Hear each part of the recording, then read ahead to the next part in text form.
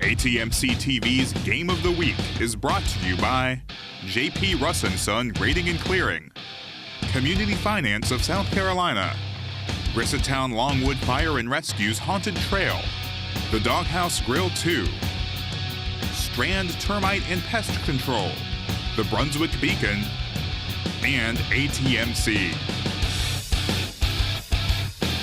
Welcome to the ATMC TV Game of the Week. He's Jay Combs, I'm Sam Hickman. We are coming to you from Gary Bishop Stadium on the campus of North Brunswick High School. This week's contest pits the North Johnston Panthers against a winless North Brunswick Scorpions team.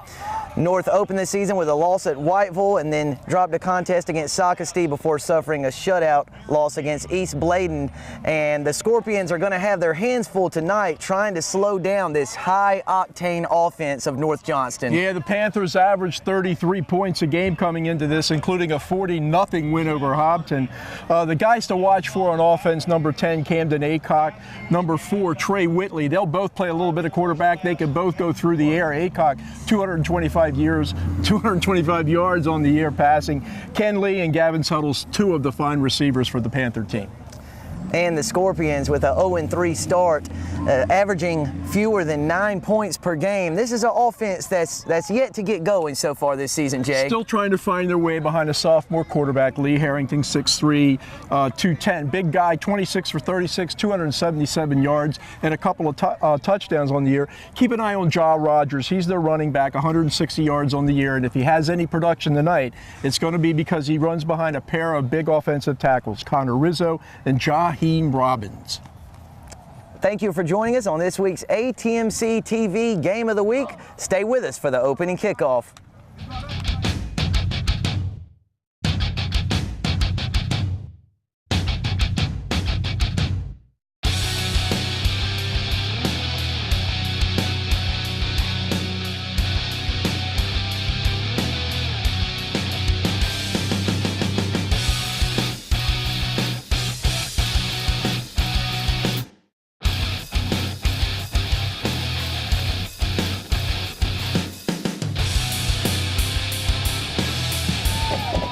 Boy, the North Brunswick High School band is getting the crowd excited, and we're almost set for opening kickoff here from Gary Bishop Stadium in Leland. Welcome back, Jay. Sam, what were you telling me about the band leader here at North? Yeah, if I'm not mistaken, I did a story on him a few years ago. The band director here at Leland is a North Carolina A&T graduate, and of course the A&T band is renowned for his marching band and their ability, and you can tell it's evident in this North Brunswick High School band here. Let me tell you, whoever he is, he must be a good teacher, a good band director, because these guys got some hop now. I'm telling you, they're getting everybody jacked up. Gavin Suttles takes the opening kickoff, and he's got some room all the way across the Panthers' 40-yard line. He's knocked down at the 41, where the 2-1 North Johnston Panthers will take over 1st and 10. Yeah, Suttles is one of their offensive guys, number 21. He's not big, 5'9", 160 pounds, but he's a threat offensively to catch the ball, and he's already scored a touchdown pass this year.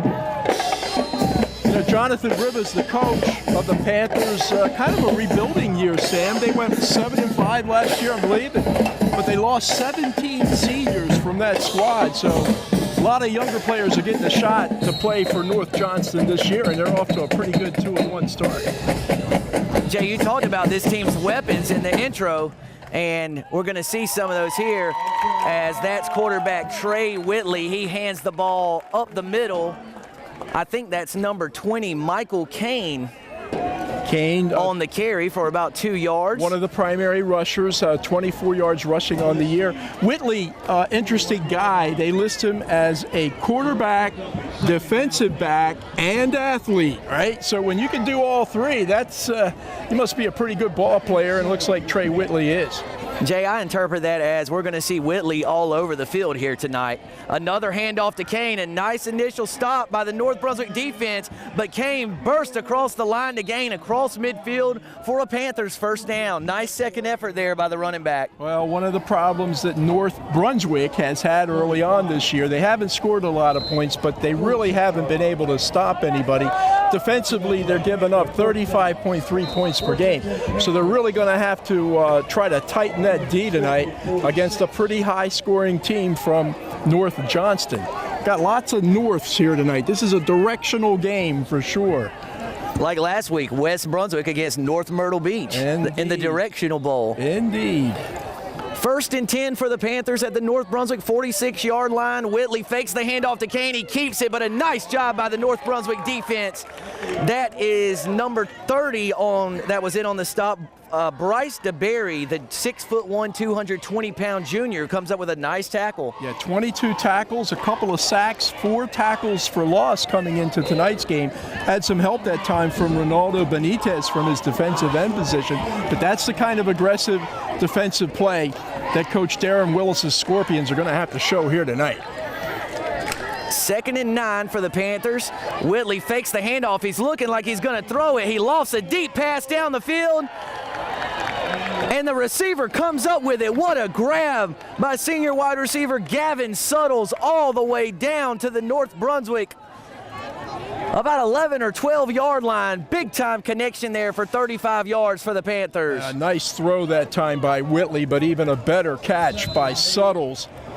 Got behind the defenders and dove out and brought the ball in. That's just an excellent pass and catch by the Panther duo, Whitley to Suttles.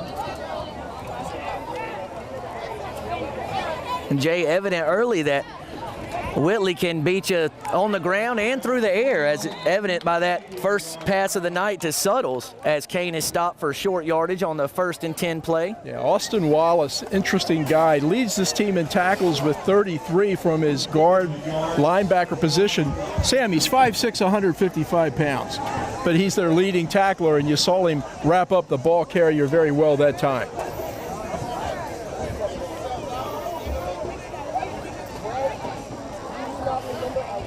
North Johnston, the shotgun formation. Whitley takes the snap. He looks for a receiver, and that pass is caught in the end zone. The touchdown reception by number 28, Amondre McFarland, the 6'1" junior wide receiver. And 2 minutes and 49 seconds into the game, and North Johnston has seized an early 6-0 lead. Well, too much time for Whitley, and I think you saw a little bit of his athleticism, kind of rolled here, rolled there, and really looked like he threw off his back foot, but right into the arms of McFarland for the score.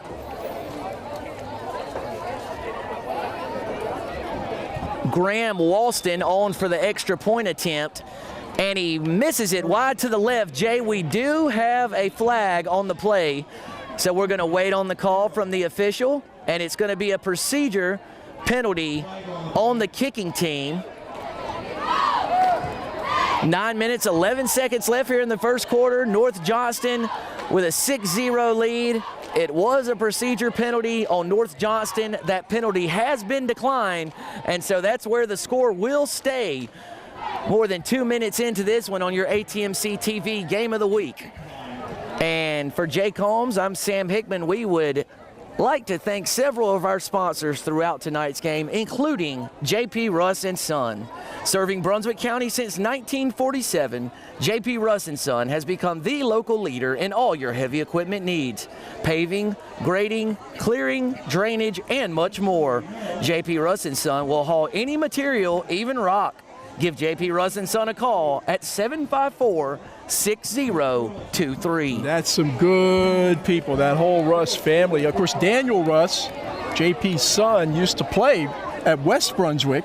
He did. And then went on to really play even better, I guess, at East Carolina. So got some football in that family, and we're certainly thankful for their continued participation as a valued sponsor here for our ATMC Games of the Week. So North Johnston will kick off up 6-0, and it's a short kick. Looked like it was intended to be a squib kick, but that was recovered by North Brunswick's number 8, Charles Faison, near midfield. So the Scorpions with excellent starting field position. Yeah, let's give Faison some credit on that. You know, he made that play look pretty easy, or a lot easier than what it really was. That ball is hard sometimes to locate and to pin down, but Charles did a real good job, and giving his Scorpion teammates excellent field position out around the 45. North Brunswick's offense led by sophomore quarterback Lee Harrington. You can't miss the long blonde hair. That handoff is off the left tackle. Jay, I'm sorry I couldn't see who the ball carrier was there. It's number 12 for North Brunswick. That's Desmond Perry. He was wrapped up that time by Diego Santiago. No gain for Perry on the play. Yeah, maybe a half a yard, but the line of scrimmage where football is generally won and lost, that time North Johnston came out on top. The Scorpions in the shotgun formation. They have 3 guys shift over to the right side. Now Harrington moves under center. 3 receivers out to the right. He's going to toss the ball to Perry, who's looking for running room, and he is brought down by linebacker number 22, Brandon Barnes, the 5'6", 170-pound linebacker, with a tackle for loss. And the Scorpions are immediately, on their first drive, going to face a 3rd and 11. Yeah, I tell you what, there's some interesting sized kids out here this evening from both teams. And when I say interesting sized, not real big, and Barnes is another one of them at 5'6". Now he's 170. If I look at him tackle, I'd say he's put together pretty good. This is a passing situation for Lee Harrington, but they elect to hand it off. That's another handoff to Perry up the middle, and he does get past the initial line of scrimmage, but he's dropped. We'll give him 2 yards on the carry out to the North Brunswick 47, and that's going to bring on the punt team. And, Jay, that'll give us our first look at North Brunswick punter Michael Rivers, who is one of the area's best place kickers and punters. We saw him the first week against Whiteville, and he put on an excellent display of kicking. Coach Willis and the Scorpions need Rivers to really get into this one. As a North player hustles off the field, that's number 31, Amir Munn, the junior wide receiver. Rivers back deep. He handles the snap, gets a boot off. It's a spiraling kick toward the far sideline, and it bounces, gets a Scorpion bounce inside the 20 down to the 16-yard line, where North Johnston will have a 1st and 10 with 6:48 left in this opening period. Rivers did his job that time, Sam. Really kicked them out of trouble. Not terrible field position for the North Johnston Panthers, but could have been a lot worse. And, Jay, a nice job by Rivers there. You know, in stats, even up through the NFL, they track the number of punts that a punter has inside the 20, so you can chalk that one up for Rivers. A 38-yard punt, no chance of a return, nice bounce out of bounds. So, although North Brunswick went 3 and out, a good job by the punting team at pinning North Johnston back some. Let's see if the Scorpions' defense can come to life here on this series. Whitley fakes the handoff. He's around the left side, and he's brought down after a short gain. Doesn't quite reach the 20-yard line. I think it was Larry Hobbs Jr., number 22. He's a senior, 6'2", 200 pounds. Did a real good job that time of containing Trey Whitley. He, again, billed as an athlete in addition to being a quarterback and a defensive back, and he's shown already some pretty nifty athletic moves here, and we've only played 6 minutes of this game.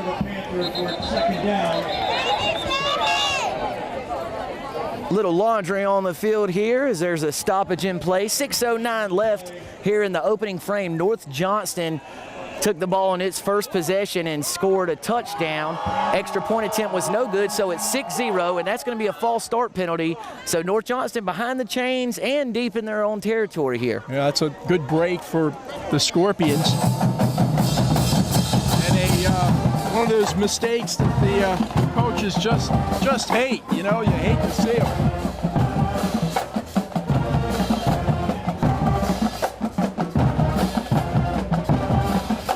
Whitley's pass out to the left side is complete. The ball's on the ground. The ball's on the ground. Tough to tell from this angle who came up with the loose ball. Waiting on an official signal from the referee. And the fumble is recovered by North Brunswick. How about that? How about them Scorpions? That's the way to turn things around. I'm not sure who gets credit for the recovery, Sam.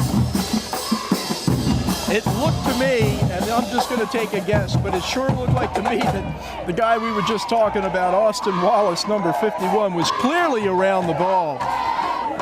And for right now, we're going to give Austin credit, but regardless, Scorpion ball inside the Panthers' 30-yard line. So let's see what Lee Harrington and company can do on this series. Not much luck the first 4 downs. Jay, a lot of times after a turnover like that and a change of field position, teams go for the jugular, and Harrington is back deep to pass. He completes the pass. A nice pass from Harrington to number 30, Bryce DeBerry, for a big gain all the way down inside the North Johnston 10-yard line. Yeah, you like to see that. DeBerry, we talked about the lack of size of some of the players. DeBerry, not so much. 6'1", 220, a big target coming out of the backfield. He caught that ball well and picked up some very positive yards. The Scorpions are on the move. That was a 17-yard completion from Harrington to DeBerry. That pitch is fumbled. The pitch is fumbled, and North Brunswick ball carrier Perry is brought down all the way back at the Scorpions' 27-yard line for a loss of 18. Wow, 1 step forward and like 5 steps back. That was a very tough break. That play really never had a chance. Not a good toss by Harrington to the running back. And I think at this time, North Brunswick probably happy to just maintain possession. Jay, reminiscent of 2 weeks ago when North Brunswick drove all the way to the Socastee 1-yard line, and then a penalty and a fumble pushed them back, and they didn't score on that possession. So missed opportunities early in the season. Harrington looking for a receiver. He's got a man in the end zone. It's Trillo. Touchdown, Davion Trillo. His second touchdown grab of the year, and the Scorpions have tied it up at 6. There you go. There you go. That's the buzz about this guy, Lee Harrington. Darren Willis said, look, this kid's got everything that you need to be a real good high school quarterback. And you saw at that time, it helps when you get a little time to throw. He helped himself that time. The offensive line gave him time, and Trillo snuck behind the defensive secondary and comes down with the touchdown pass. So with 4:27 left here in the opening frame, the Scorpions capitalize on the fumble recovery with a 27-yard touchdown strike from Harrington to Davion Trillo. Rivers on for the extra point attempt, trying to give North Brunswick an early 7-6 lead. The snap is good, the hold is down, and it's going to be a fumble that is recovered by North Johnston. The conversion attempt is no good, and the score remains knotted at 6. Well, that's okay. That's okay. They took advantage of a turnover. They made a mistake, but they got right off the mat. Come back on the 27-yard TD strike by Lee Harrington to tie this game at 6. ATMC TV would like to thank Community Finance of South Carolina for its sponsorship of tonight's Game of the Week.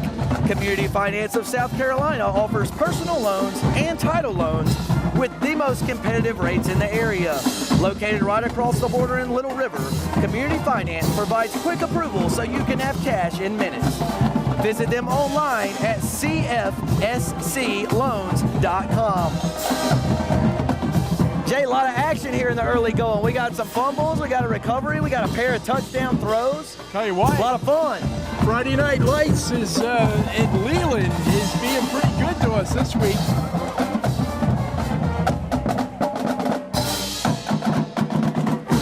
Maybe in the background you hear that North Brunswick High School marching band.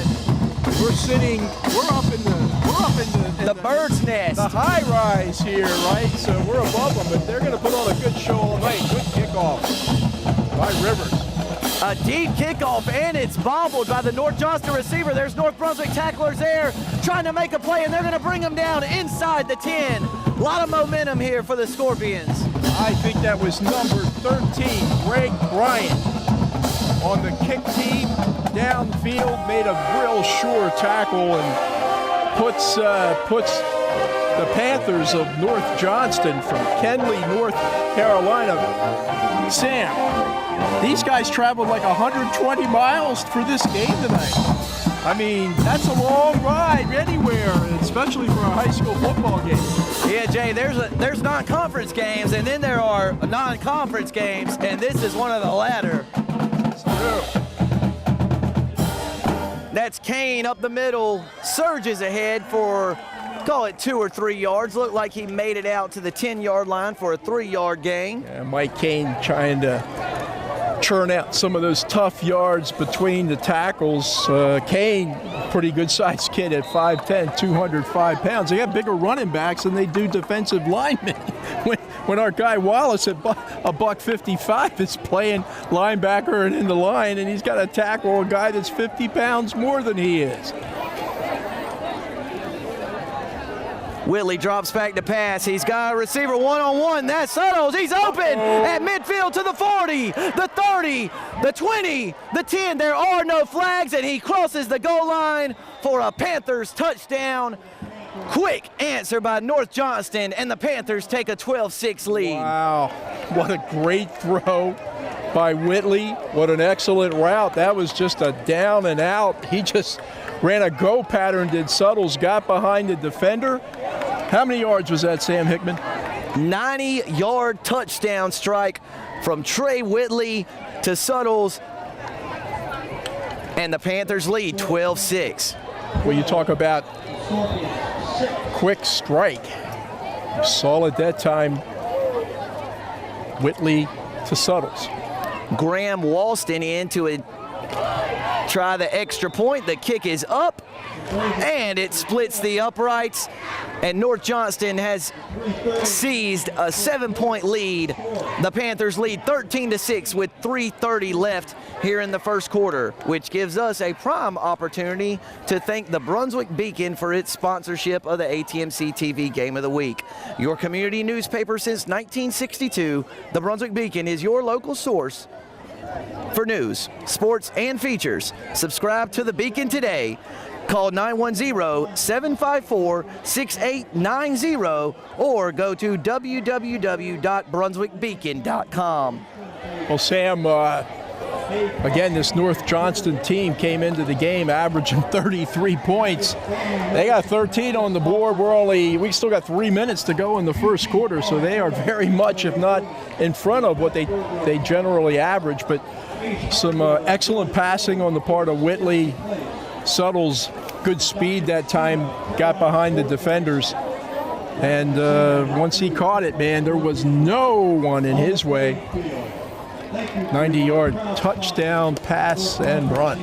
And Jay Suttles had a 35-yard reception on the opening possession, which gives him 2 catches for 125 yards and a touchdown just more than 8 minutes into this one. That's a pretty good night. Sam Hickman, that's a career for many of us. He got more receiving yards on his first reception tonight than I had in my career. DeBerry all over the place for the Scorpions. He's still on his feet. Across midfield, across the 45. Big time return by Bryce DeBerry. That's a nice answer by the special teams led by Bryce DeBerry, 6'1", 220-pound linebacker, fullback.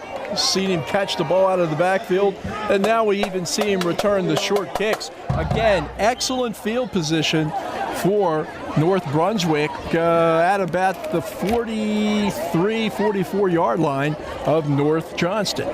Jay, North Brunswick has now had 3 offensive possessions. They've started at its own 46. They recovered a fumble. It started at the North Johnston 26, and now they once again start in Panthers territory at the 43. So down 7, but got to keep up with this good starting field position. It helps when you only got to go less than half the field. Those don't help matters. That one doesn't. Probably going to go against the Scorpions. Looks like some procedure. We'll back it up 5 yards. Jay, more good news to share with our viewers is that the sun is setting on the other side of the school there, so I can see a little bit finally. It's tough now. You know, the days are starting to get shorter, so that sun is starting to, fade faster. But, yeah, when it's out early on, it is tough to see. But we got real good sight lines now. Low snap. Harrington fields it. He's looking for a guy to throw to. He's got a man. The pass is complete. That's North Brunswick's number 80, Jaheim Bullock, with a 27-yard reception down to the North Johnston 21. And let's credit Harrington for throwing a strike, and a nice down and in that time by Bullock. Hit him right on the numbers, and then Jaheim actually picked up a few more yards. So good pass and run that time by the Scorpions, and they are on the move. And Jay Bullock, of course, had a 41-yard touchdown reception against Socastee 2 weeks ago in North Brunswick's loss here at Gary Bishop Field to the Braves. Harrington rolls out to his right, looking for a receiver. He's got a man. That pass is complete.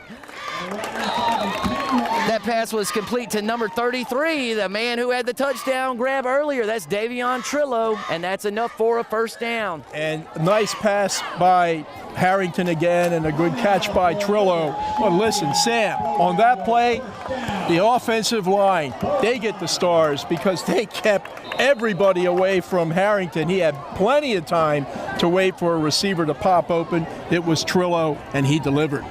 Harrington with a nice arm. And Jay, you know what he does really well? He throws on the run better than a lot of high school quarterbacks. This time he drops back in the pocket, and that pass was intended for Perry, and it's low and incomplete. Well, it was low because he saw Gavin Suttles coming up from his defensive back position, and probably thought, wait a minute, white shirt, danger, danger, right?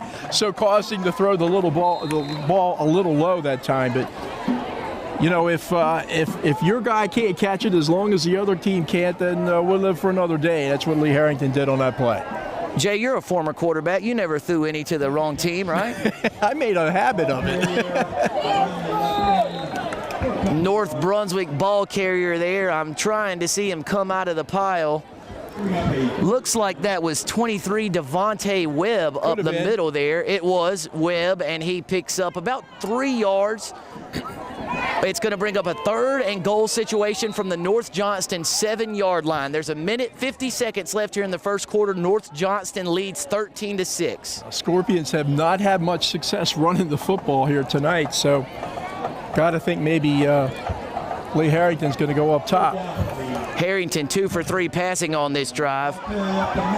That's Perry on the carry. It looks like he gets to the North Johnston 5-yard line, and that's going to set up a 4th and goal situation from the 5. Well, and Jay Rivers is coming on for the field goal attempt. I was going to say that, you know, they want to hang on to the football here because clearly you're in Mike Rivers' range. The ball at around the, 5-yard line, so 22-yard field goal attempt here. That's very much within Rivers' range. It's going to be a 22-yard field goal attempt. North Brunswick trying to cut into this lead. The hold is down, the kick is up, and it is a pretty kick almost to the track, and it splits the uprights. So Rivers cuts into the Panthers' lead. 55 seconds left here in the opening frame, and it's North Johnston 13, North Brunswick 9. Nice drive there. Absolutely, 22 points here in the first quarter. They have opened up.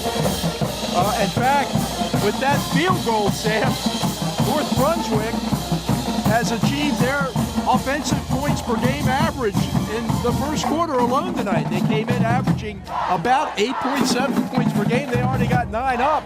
So a good start offensively for Darren Willis's Scorpions. With fall approaching, a reminder, a staple in the Brunswick County community is the Griswoldtown Longwood Fire and Rescue Haunted Trail. Can you survive it? You'll go in, but will you come out? The 9th annual Haunted Trail opens at 7 p.m. every Friday and Saturday of October, plus October 30th and, of course, October 31st, Halloween night. Located at 758 Longwood Road in Ocean Isle Beach. For more information, call 287-3030 or go to GrissettTownFire.com. Spooky. Spooky is right. Won't be long till it's trick or treat. Got some treats going on tonight here in this first quarter. Booming kickoff by Rivers, chases the return man inside the 5, and the turf monster makes the tackle at about the 18-yard line. Like number 28, Amandre McFarland, whose feet slipped out from under him that time. But once again, Sam, in the battle of field position, the Scorpions pretty good because North Johnston's got the ball inside their 20. If you don't get it back to your 20, that's considered a good special teams play. And Jay McFarland's feet did not slip out from under him on that opening touchdown catch on North Johnston's first scoring drive. Pretty sure-footed on that play, for sure. Whitley fakes the handoff and he runs around the left side, eludes a couple of North Brunswick tacklers and pulls his way to the 29 or 30-yard line. Going to be close to the first down marker. That's a nice play by Trey Whitley. The Scorpions had a little stunt, little blitz going on that time. Whitley put it in the belly of a running back, took it back out, circled the left side, picked up about 9 yards. Excellent athleticism by the guy they call an athlete, Trey Whitley. And Jay, that was one of those read option plays that we see so much of now. Webb blitz right up the middle. So Whitley pulls it out of Kane's belly and runs around the left side and picks up a great gain on first down. You got a high school quarterback that can do that. You can be successful. Boy, and Kane with a big collision on the far sideline with number 22, Larry Hobbs, Jr. of North Brunswick. So a nice tackle there by the Scorpions, but not before a first down pickup by the Panthers. And that's going to do it for the opening 12 minutes of play. After the first quarter, North Johnston 13, North Brunswick 9 on your ATMC TV Game of the Week.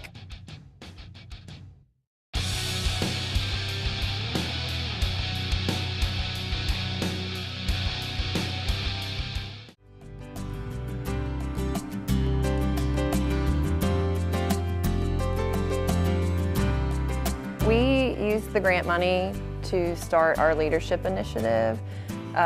We focused on Stephen Covey's 7 Habits, and I read it and I thought, who can I get on board with this? And I found Ms. Schmidt, and she was willing to do it. And so over the summer we wrote the grant and we thought about if we got the money, what would we do from it? Part of the money went to us building a student council, and I've been here, like I said, 15 years, and we've never had a student council. Our student council has been the biggest change, watching them from beginning of the year to the end of the year. Hearing them on the announcements in the morning, they would have shaky voices, and now they have no problem grabbing a microphone and putting it in front of them. And we started that. We started a Begin with the End in Mind hallway, where we focus on kids and their goals for college in the future and looking at where their teachers came from. Initially, at the beginning of the year, kids' plan did not include college. It was, we're going to high school and hopefully we'll graduate. We're trying to change the dialogue from college isn't an option to I am going to college. That is my next step after graduating. It's amazing. Some of our kids want to go to Davidson because Steph Curry went to Davidson, and that's not an easy goal for them and maybe not achievable, but just the fact that they think it's available to them makes a huge difference. So from there, it just became this great big thing that, you know, it's exceeded all of our expectations thanks to, you know, ATMC for giving us that money and letting us try it out. Otherwise, I don't think that it would have gotten to this level.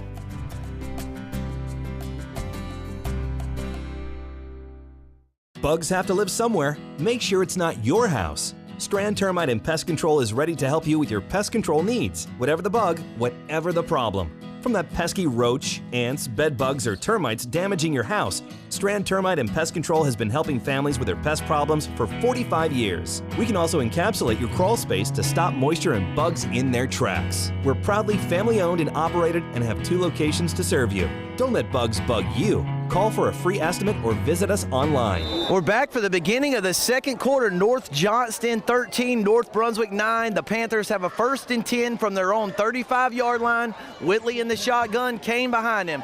Whitley rifles that pass out. It's complete, but a great play by the defensive back. That's number 3, Ja Rogers, who we usually see toting the rock for the Scorpions. There he's making a big play on defense. He was rocking the ball carrier on that play. What an excellent coverage play by Rogers.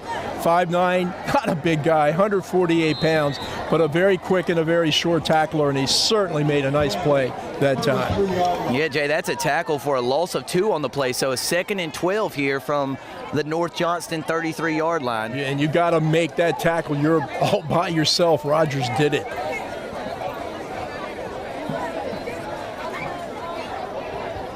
There's that read.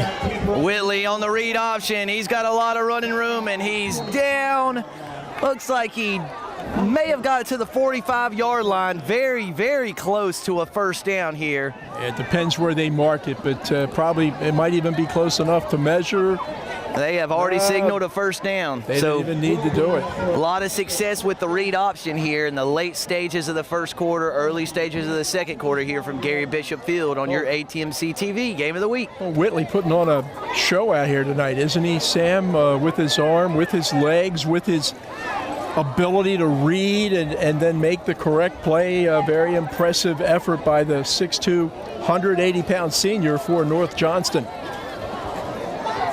A pop pass, and that pass is picked off, it looks like. It's deflected and picked off by North Brunswick's number 8, Charles Faison. Actually, I think that's number 9, Jay. I got a closer look. That's number 9, Levante Frazier, who has delivered some big blows here. He's typically known for his big hits. Well, he comes up with a deflected interception there. So the 2nd turnover forced of the night by a Scorpion defense. Well, and boy, let me tell you, those turnovers can hurt you, and certainly number 9, Levante Frazier, alertly brings down the tipped ball, and just a great play by Frazier. And once again, the Scorpions have superb field position. They're going to get this ball right at the 50-yard line. They take a timeout to kind of let's think about this. We've done pretty well on taking advantage of turnovers here tonight. Let's see if we can continue to do it. We would like to thank the Dog House Grill 2 for its sponsorship of our ATMC TV Games of the Week. The Dog House Grill 2 is your neighborhood hotspot, serving breakfast all day, plus delicious handmade burgers, deli sandwiches, gourmet Red Barn coffee that Jay Combs has enjoyed, and dessert to satisfy your sweet tooth. Open 7 days a week for breakfast and lunch. The Dog House Grill 2 on Beach Drive in Ocean Isle Beach. And let me tell you, their double cheeseburgers. Oh, Sam Hickman. Oh, there are no words. There are no words. You just described it perfectly when you moaned and groaned. When you moaned and groaned, that was exactly how to describe the deliciousness, if that's a word, of the double cheeseburger at the Doghouse. Jay, this is the honest truth. If the Doghouse 2 Grill was not a sponsor, I stand by my statement, the best double cheeseburger I've had in recent memory. Is that back-to-back timeouts by the North Brunswick Scorpions? The referee signaled like the Scorpions just took another timeout. Well, if they did, that's just a wee bit surprising, and generally you can settle all those decisions in one timeout, Sam, but something obviously wasn't correct in terms of Coach Willis's view, and if the Scorps called another timeout, they're trying to regroup and make sure they get the right play. And I think as much as that, the right players into this situation. They're shuttling back and forth. Jay, all I got to say is after back-to-back timeouts, it better be one heck of a play. They got drawn up right here. That's a real good point. This is going to be a real important play, a real good one, I'm sure. Jay, this is no joke, and my dad would confirm this. There were times on the sideline on Friday nights, St. Paul's, West Brunswick too, Dad would draw plays up in the dirt No kidding. Literally draw plays in the dirt, and they'd run them on Friday nights, Well, and successfully sometimes. There you go. Harrington back to pass. He's pressured. Oh, and that pass is picked off by Whitley, and Whitley's got room for the return. He's across the 40, across the 35. He's still on his feet. That ball's loose. The ball comes out. It looks like Whitley fell back on top of it. So a great interception by Whitley. A nice return, Jay. We do have a flag back at the 37-yard line of the Scorpions. Well, let's see how they sort this out. The great return. Tackle that time by Bullock. But I think it's probably going to go back a little bit. Maybe a block from behind. Jay, of course, if the penalty was called on the return, North Johnston will retain possession, but they won't have it down across the North Brunswick 20-yard line either. Wait a minute. I think that may have been roughing the quarterback. A roughing the passer penalty called on North Johnston, and North Brunswick dodges a huge bullet there. Well, let me tell you, maybe that's why they took the extra time out, Sam. Listen, go ahead, Lee. Throw an interception, but then let them obliterate you. Genius. And we're gonna take the 15 and move it down the field. Anyway, big break for North Brunswick, which takes off the board. An excellent return, excellent field position. And Jay Whitley had to come out of the game after that long return. You know, he's gassed, so he's not on the field for defense here. So about a 50-yard change in field position, and possession maintained by the Scorpions. Oh, Webb takes the handoff and absolutely nowhere to run. He does a good job to only lose 1 yard on the play. Yeah, you took the words out of my mouth. I think give Devontae some extra credit that time for hanging on to the football. That play was blown up from the snap.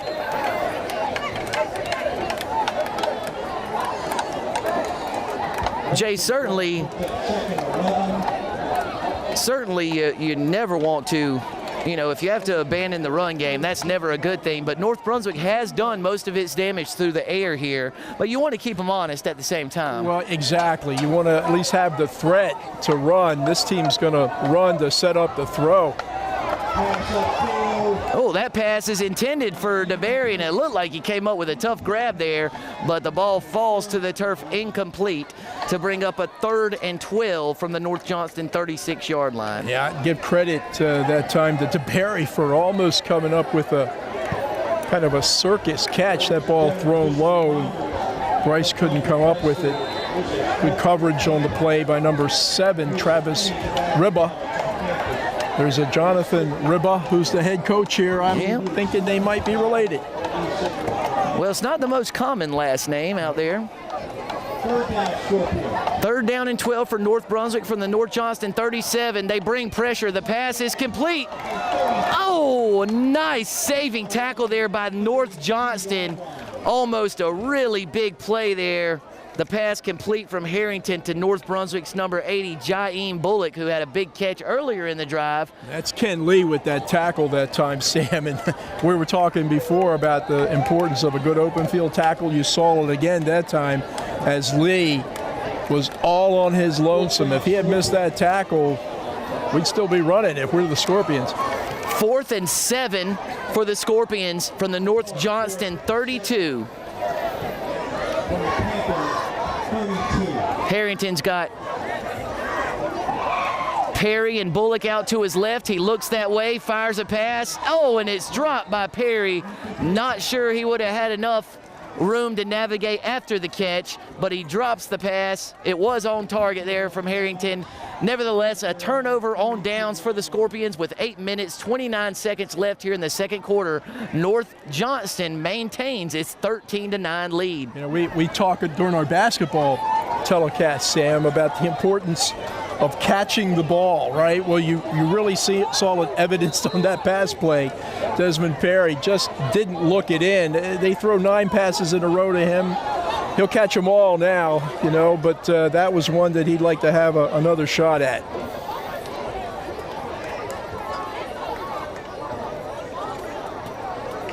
Oh, Oh, Whitley keeps that one, but North Brunswick had every option covered. They had the give to Kane covered, and obviously they had the quarterback keeper covered as Whitley's brought down for a 4-yard loss. Well, you know who was covered that time. Trey Whitley was covered, and you know why? Because the big guy, Darian Boykins, all 6'2", 295 pounds, was on top of Trey Whitley. Take that, Mr. Athlete. The big man. 295 is going to trump athlete a lot of times. That time it did. Almost a one-handed grab there by number 7, Travis Ribba, but it falls to the turf incomplete. And North Johnston behind the chains here. The Panthers have a 3rd and 14 from their own 28-yard line. That's it. You know what? It's a tough pass if you're the receiver coming over the middle. Oh, yeah. Because you know what's going to happen. You know what's going to happen. You stretch those hands out, and somebody's going to whack you. And that's what happened to Ribba that time.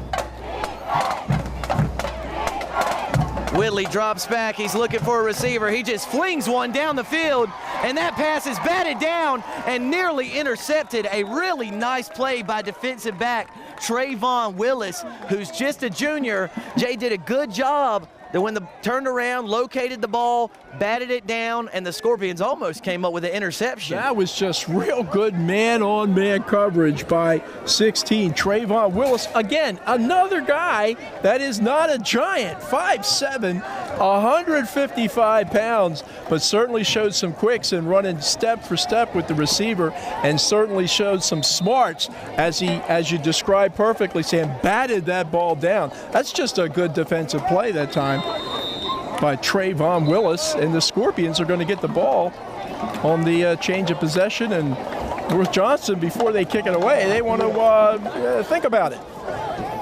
Looks like the Panthers were having a tough time getting the right personnel on the field there, which is perfect for us because it gives us a chance to, as we always do, thank ATMC for its sponsorship. Serving our community for more than 60 years, ATMC is your local provider for telephone, internet, digital cable, wireless, and home security. ATMC is a local company with local priorities. Contact ATMC today at 755-8206 or check them out on the web at atmc.com. And Sam, folks that are watching this game right now on 910 or HD 910 or Channel 3. Or Channel 3. You're not going to see this anywhere else. You're not going to see this on DirecTV. You're not going to see this on the dish. You're only going to see it on ATMC. Boy, North Johnston gets the punt away. It was nearly blocked, and it's fielded by North Brunswick. I think that's number 33, Trillo, who caught the touchdown pass earlier, fielded the punt on one hop and had a nice return across midfield and into North Johnston territory, where North Brunswick will once again have excellent starting field position. I don't know who's going to be writing the story for the Beacon this week about this football game, but I hope somewhere in there they talk about, at least in the first half, the dominance of field position by these North Brunswick Scorpions. They have done an excellent job all night long of cutting the field down. It's so much easier. Sam, they're starting from the 46-yard line. Yeah, so go 46 rather than 86. I mean, that's just the way to do it. 7 minutes and 33 seconds left in the first half. We got a good one from Gary Bishop Field. It's 13-9. That's a screen pass. Perry's got it, and he's got a little room. He's making some tacklers miss. A nice jump cut in the middle of the field. He's still on his feet. Still on his feet down. Dragged down at the 13-yard line. After dropping a pass on 4th down on the previous possession, Perry atones for the mistake with an electrifying run. Big-time play. Did I not say the next 9 catches he's going to grab? That one was an anomaly. Throw it away. And not only was the catch nice, but wasn't the run special? The jump cut, the ability to break a tackle here and there. Desmond Perry really doing it all on that particular catch and run. 32-yard screen completion from Harrington to Perry. That sets up 1st and 10 at the 12-yard line. That pass is upfield. That pass was complete to Bullock. He's marked down at the 9-yard line. We'll give him 3 yards there. We saw Harrington week 1 against what looks to be now a pretty good Weifel team. I don't think they've lost a game yet. And he was shaky. He was feeling his way. But, boy, what a difference it looks tonight here, Game 4 versus Game 1. Poise, confidence, throwing the ball around like they said in the preseason. The offensive line is doing a great job of giving him time. Very impressed with the young sophomore quarterback, Lee Harrington.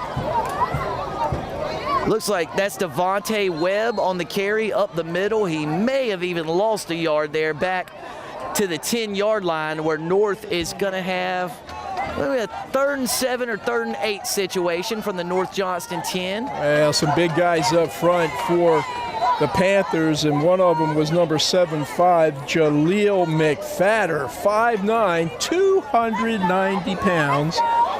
You're not old enough. There was a singer called Clyde McFadder. You don't know him. I know you don't. You're right, I don't. Google it. You'll see. What a great YouTube? singer. Yeah, he probably is. I want to share something after this 3rd down play. That pass in the air. Okay. It is batted down, nearly picked off. And Jay, we have a flag. What'd you see there, partner? That's pass interference if there ever was one. On the defense? On the defense, yeah. Whoever was going out for that pass, was that Greg Bryant or Devontae Webb? Is that a 1-3, a 2-3, or a 3-3? But whoever it was, maybe it's Trillo. Boy, folks, my partner, Jay Combs, is in mid-season form, called the penalty. It was, in fact, holding on the North Johnston defensive back. That's going to give the Scorpions life here with this possession. Well, Sam, you know, a stopped watch is right 2 times a day. That time, the defensive back grabbed, I think it was Trillo, by the shoulder pads at about the 5-7 yard line. So that's an easy call for the official and the correct call, and it gives It is still 3rd down. It is still 3rd down. They're still, can they get a first down? They can get a first down. It's going to be a 3rd and 1 or 2 yards from the North Johnston 5-yard line. And boy, on 3rd and short, we got an empty backfield here. And maybe not. The handoff around the right side. That's Perry looking for running room. And he fumbles it. It's recovered by Whitley. He was stripped of the ball at around the 10-yard line. A North Johnston defender went in there and stripped the ball loose, and it's recovered by Whitley, who had an interception nullified on the previous possession. And Perry is down at the 5- and 6-yard line. A tough blow there for the Scorps. Yeah, that is a tough one. And of course, you know, the most important thing is there's a young player down on the field and he's injured. But the tough break was the fact that even if they had not picked up the first down, which apparently they were going to, you've got a weapon in your kicker, Mike Rivers, again, clearly in his range to kick another field goal, which would have got him at least a little closer. But now you lose the ball, you lose the points, and most importantly, you got a player down on the field. And I'm not so sure, Sam, I'm sorry not to interrupt you, but you know, that may have been just a real good play by the North Johnston defender who ripped that ball away, as opposed to the running back just you know, losing it. Yeah, it looked like, and Jay, it was awfully close. Perry was awfully close to being down. You know, I'm not sure that he was. It was an excellent play by the North Johnston defender to come in there and rip that ball loose. You know, Jay, it's just how they teach it. Well, once you got a guy, you know, if you're making a gang tackle, if you can get in there and snatch that ball out, go for it. Okay. And the North Johnston defender probably saved 3 points, as North Brunswick was well within Rivers' field goal range. That is Desmond Perry, I think. It was Perry on the carry. So he is up, walking off the field under his own power, and that's of course a really good sign. Jay, one theme of this opening half, whether it's been between the tackles or on the perimeter, the Scorpions having a really difficult time running the ball against this North Johnston defense. And you know, they ran a different play that time. First time tonight, I think they've run that sweep, that jet sweep. So a good call, just not able to execute it. Whitley's pass is deflected into the air. Very nearly picked off by number 23, Webb, and it falls incomplete. Boy, that pass was deflected 5 yards beyond the line of scrimmage and then bounced back all the way past the original line of scrimmage. Sam Hickman, Whitley, quarterback, athlete, defensive back. That time you saw him play all three positions. He threw the pass, it got deflected. He was the one that laid the hit on the Scorpion, who was getting ready to catch the deflected ball and knocked it away. So quarterback throws the pass, is deflected, he turns into an athlete, and finds the carom, and then turns into a defensive back to prevent 3-1 an interception. Boy, Jay, that is top notch. Never see it again. Boy, that is a big, bruising running back for North Johnston. I believe that's 36, Alton Pratt. Well, what's he listed at, Jay? 5'6", 230 pounds. Woo. Only a 10th grader, by the way. Wow. You know, they lost 17 seniors from this squad last year at North Johnston, and it gives an opening for young players like number 36, the big boy, Alton Pratt. And he made the most of his opportunity on that play.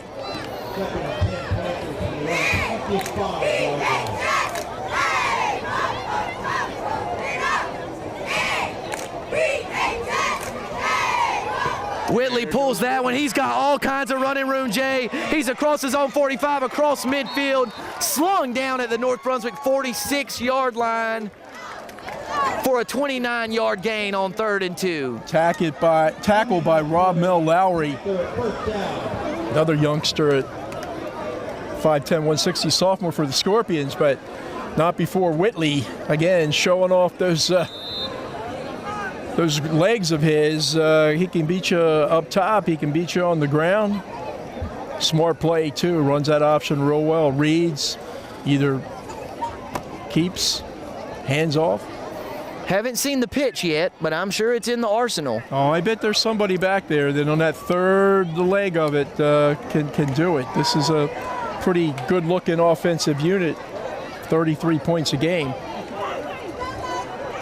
Oh, Whitley nearly dragged down there, but eludes the tackler, and he's going to end up picking up 2 or 3 yards down to the North Brunswick 44 for 3 yards. Yeah, DeBerry got a piece of him in the backfield, and for Scorpion fans, you better be glad that he did, because that was just enough to allow his teammates to come up and stop Trey Whitley before he got going. But he's a nice-looking high school football player, Sam. He absolutely is.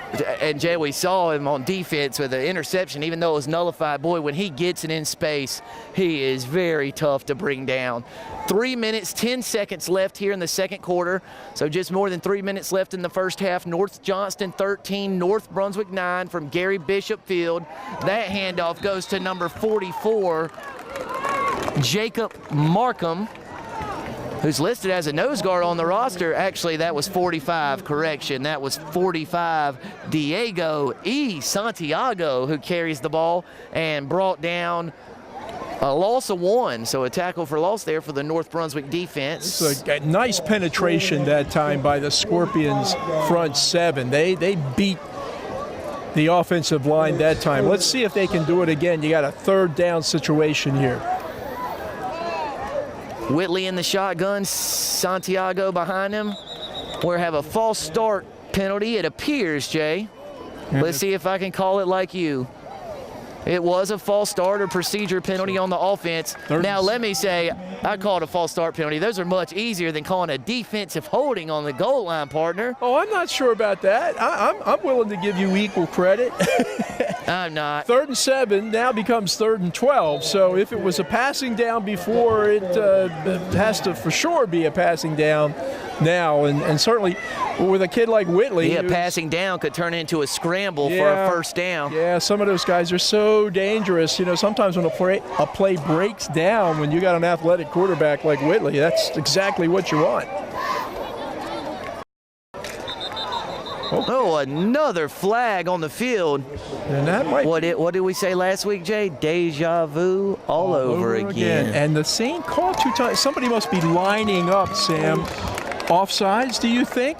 It could be, Jay, and I know one thing I do remember from playing wide receiver in high school is when you line up, you look over to the official on your sideline, and he will tell you, yes, you're good, or no, you're not. Yeah. And so I don't know if that's not happening, because I'm not seeing any early movement. Then again, I might be looking in the wrong place. Well, nothing. It didn't look like anything moving in the backfield, that's for sure. So I can only guess that one of the receivers was lined up improperly, and they got flagged not once, not twice, but 2 times. Now it's 3rd and 20.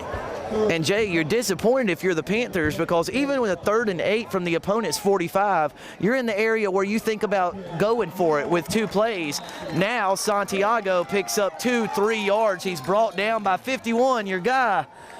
That's North Brunswick linebacker, number Austin 51, big, Wallace. well, little Austin Wallace, but Yeah. that Wallace, he's not afraid to hit you. And Jay, little. being on the field for pregame, he was the guy you could see trying to get the team fired up. You know, he was running around and patting his teammates on the shoulder pads, trying to get them excited. I kept hearing him say repeatedly, "It's Friday night, y'all, get excited." So it's a kid who loves the game. Well, little in size, but big in heart and big in toughness is Austin Wallace, 5'6", 155 pounds.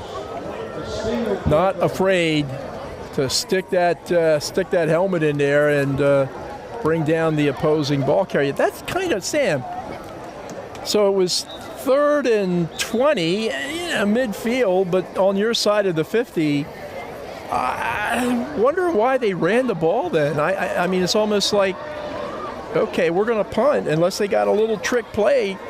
Brandon Peden must be the punter. Looks like number 9 on the field for North Johnston. So an important special teams play here for both teams. Jay, I can't speak for their coach, but maybe, with such a long distance to go for the first down, you're thinking, okay, we're going to run it, punt it, and we're happy with our 4-point lead. You don't want to force a throw. Oh, but it could be disaster. Oh, he gets the punt off. He gets the punt off, and it's down to the North Brunswick 33-yard line, and how he got that punt away without, 1, it getting blocked, or 2, getting tackled before he could get it off is beyond me. Excellent play. Well, let me tell you, Peden did make a great play that time, and he took a wallop. He ended up flat on his back, but I guess because the ball was hit the ground on the snap, maybe even touched, there was no penalty. So once again, North Brunswick, not bad field position at the 32. A pretty long way to go, but, a minute and 14 seconds, not a lot. But they, too, have shown some big play capability here tonight. They're lining up like they're going to just take the downs and get into the locker room, and that's exactly what Coach Darren Willis is electing to do. And that will give us a minute to thank Strand Termite and Pest Control for its sponsorship. Locally owned and operated, Strand Termite and Pest Control Company has been serving the Carolinas for more than 45 years. It provides comprehensive pest control services to ensure the safety and health of your residence or workplace. Using integrated pest management techniques and new science, it proudly offers you today's most effective treatments. Enjoy fast and friendly service along with affordable prices from Strand Termite and Pest Control Company, as the game clock has ticked down below 35 seconds. Coach Jay Combs, a minute 14 left. You have the ball near the 35-yard line. Harrington has had success through the air. Take me through the thought process of taking a knee there. Well, I think the thought process is we're only down 4. We've had a hard time scoring the football this year. We haven't won a game. We are very much in this game. Sam, what happens when you throw the football? There's 3 things, and 2 of them can be bad. And I think Coach Willis said, you know what? My kids played a heck of a half. We got, a little bit of Mo on our side. We're here at home. Let's get to the locker room, regroup, come back out, and go at them in the 3rd quarter. And Coach Willis searching for his first win as head coach of the North Brunswick Scorpions from Gary Bishop Stadium on the campus of North Brunswick High School. Your ATMC TV Game of the Week. At the break, North Johnston 13, North Brunswick 9.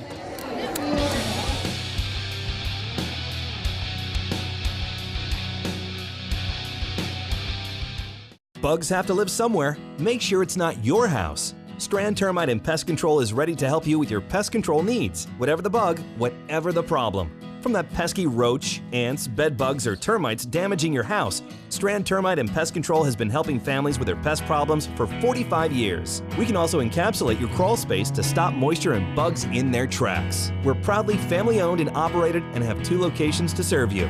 Don't let bugs bug you. Call for a free estimate or visit us online.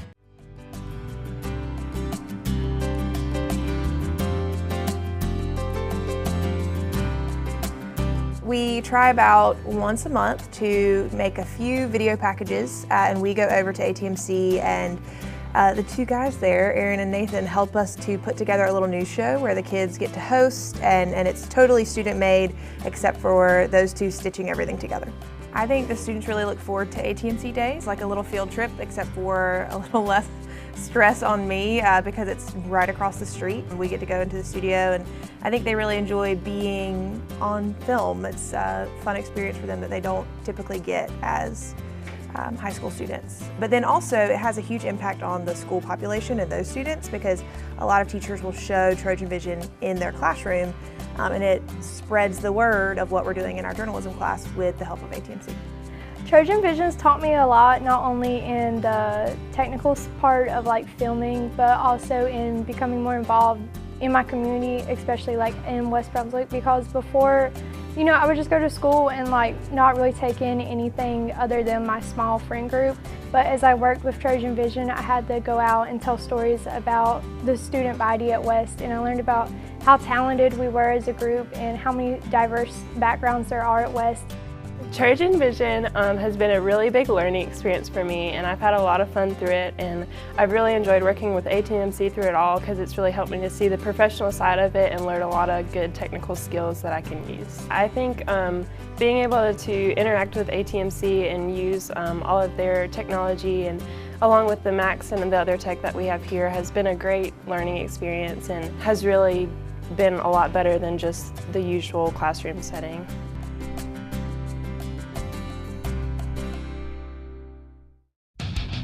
ATMC TV's Game of the Week is brought to you by JP Russ & Son Grading and Clearing, Community Finance of South Carolina, Grissettown Longwood Fire and Rescue's Haunted Trail, The Doghouse Grill 2, Strand Termite and Pest Control, the Brunswick Beacon, and ATMC.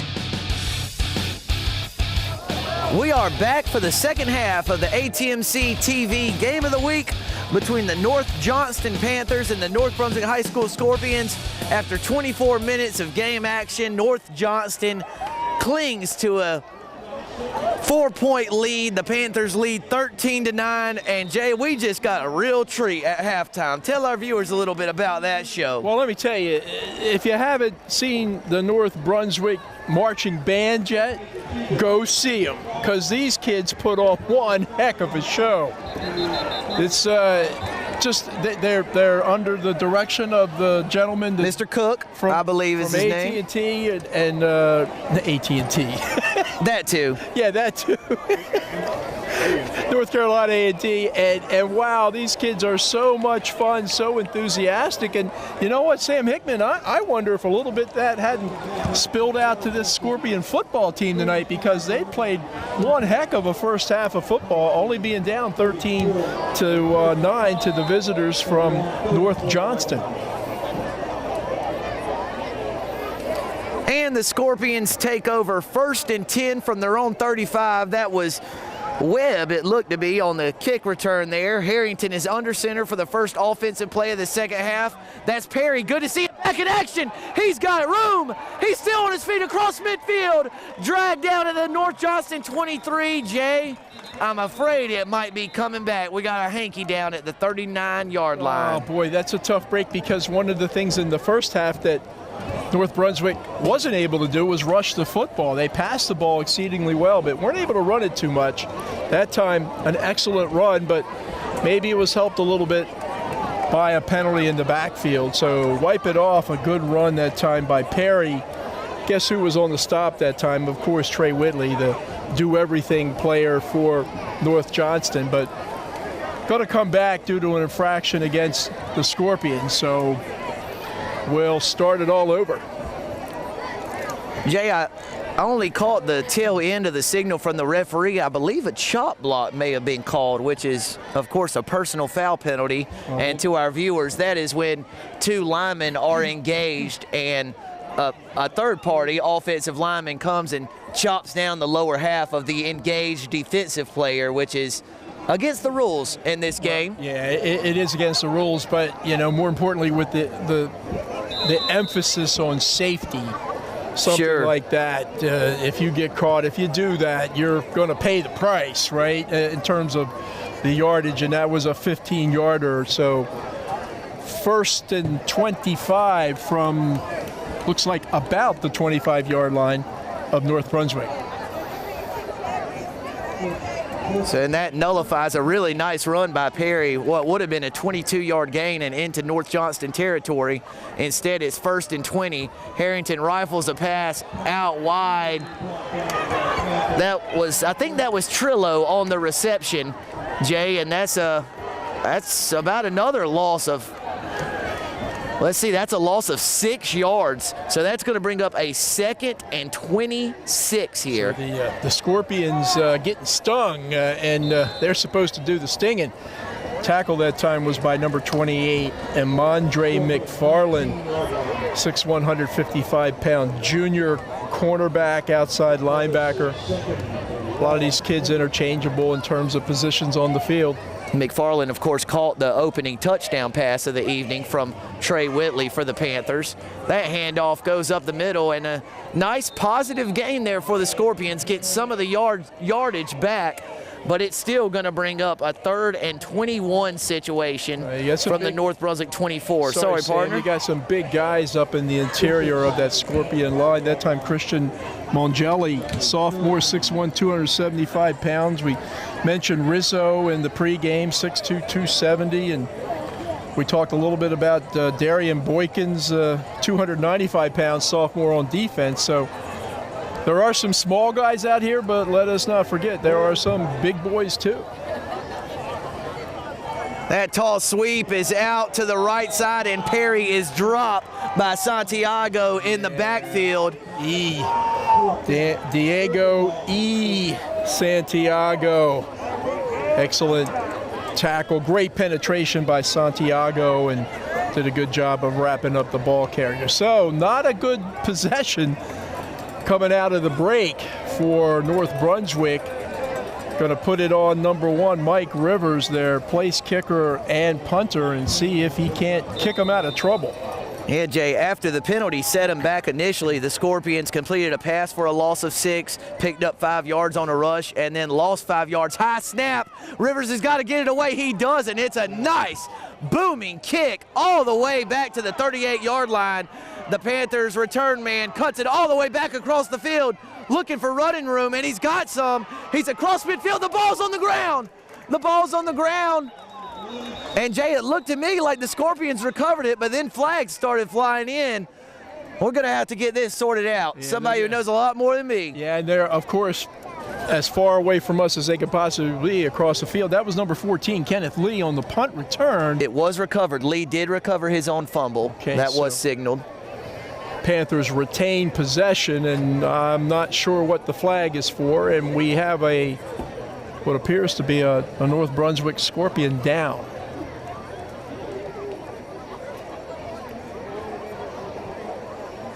You know, tonight during the game, and there's been some really good hard hitting and some excellent plays, and there's been more than one occasion tonight where I've seen players from both teams kind of make sure the guy's okay. You know, really a lot of good sportsmanship that's been exemplified by both these squads tonight. And Jay, really, for the most part, a really clean game. It's been a close game, some electrifying plays from both offenses, some nice hard hitting from the defenses. And Jay, that's your boy, Wallace, who was down walking off the field on his own power, but he is shaken up as he is about the 45-yard line here, walking our way. Let me tell you, what a tough kid Austin Wallace must be. 5'6", 155 pounds. He is going out and hitting guys that are, 40, 50, 75 pounds more than him, and he looks like he's moving around pretty good, and we sure hope so. He's been fun to watch. This has been a fun half of football here tonight. That penalty is going to be marched off against North Johnston, Sam, so ball's going to get moved back to about their 40-yard line. Illegal block on Lee's return there, and the Panthers are going to take over 1st and 10 from their own 40 with 8 minutes, 45 seconds left here in the third quarter. The dangerous and athletic Trey Whitley running the show. Whitley keeps it. He's looking for room around the left side. He reverses his field. Jay, he's got some room around there. He's all the way down the sideline. He's still on his feet. Across the 40, he steps out of bounds all the way back at the North Brunswick 45-yard line, but not before a 15-yard gain for Whitley. Showtime, Sam, showtime. This is a really, really good high school football player. And again, they list him as a quarterback, a D-back, and an athlete. You certainly saw his athleticism on that play. Going to his left side, nothing there, but he had the instinct to stop, turn, and the speed and the quickness to get all the way back around the right side and pick up 15 yards. That's just a great play by a great athlete, Trey Whitley. Whitley keeps it again. Makes a couple guys miss, fighting for yardage down near the first down marker.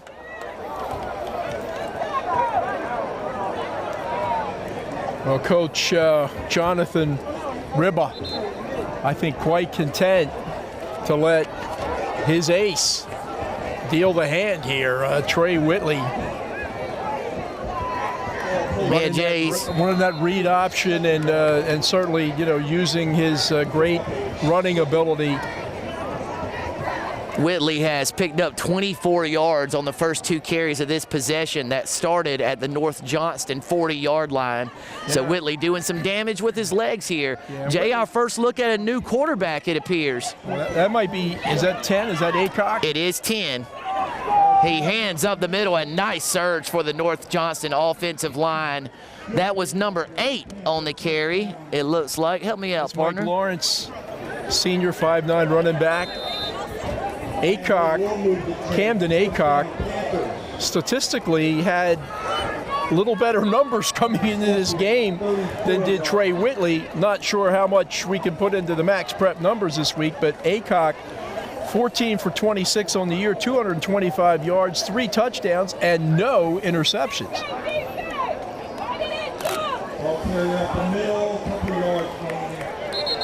So what a nice change of pace when you can bring in Whitley, runs 2 plays excellently. He goes out, and here comes Acock, and Whitley coming back in.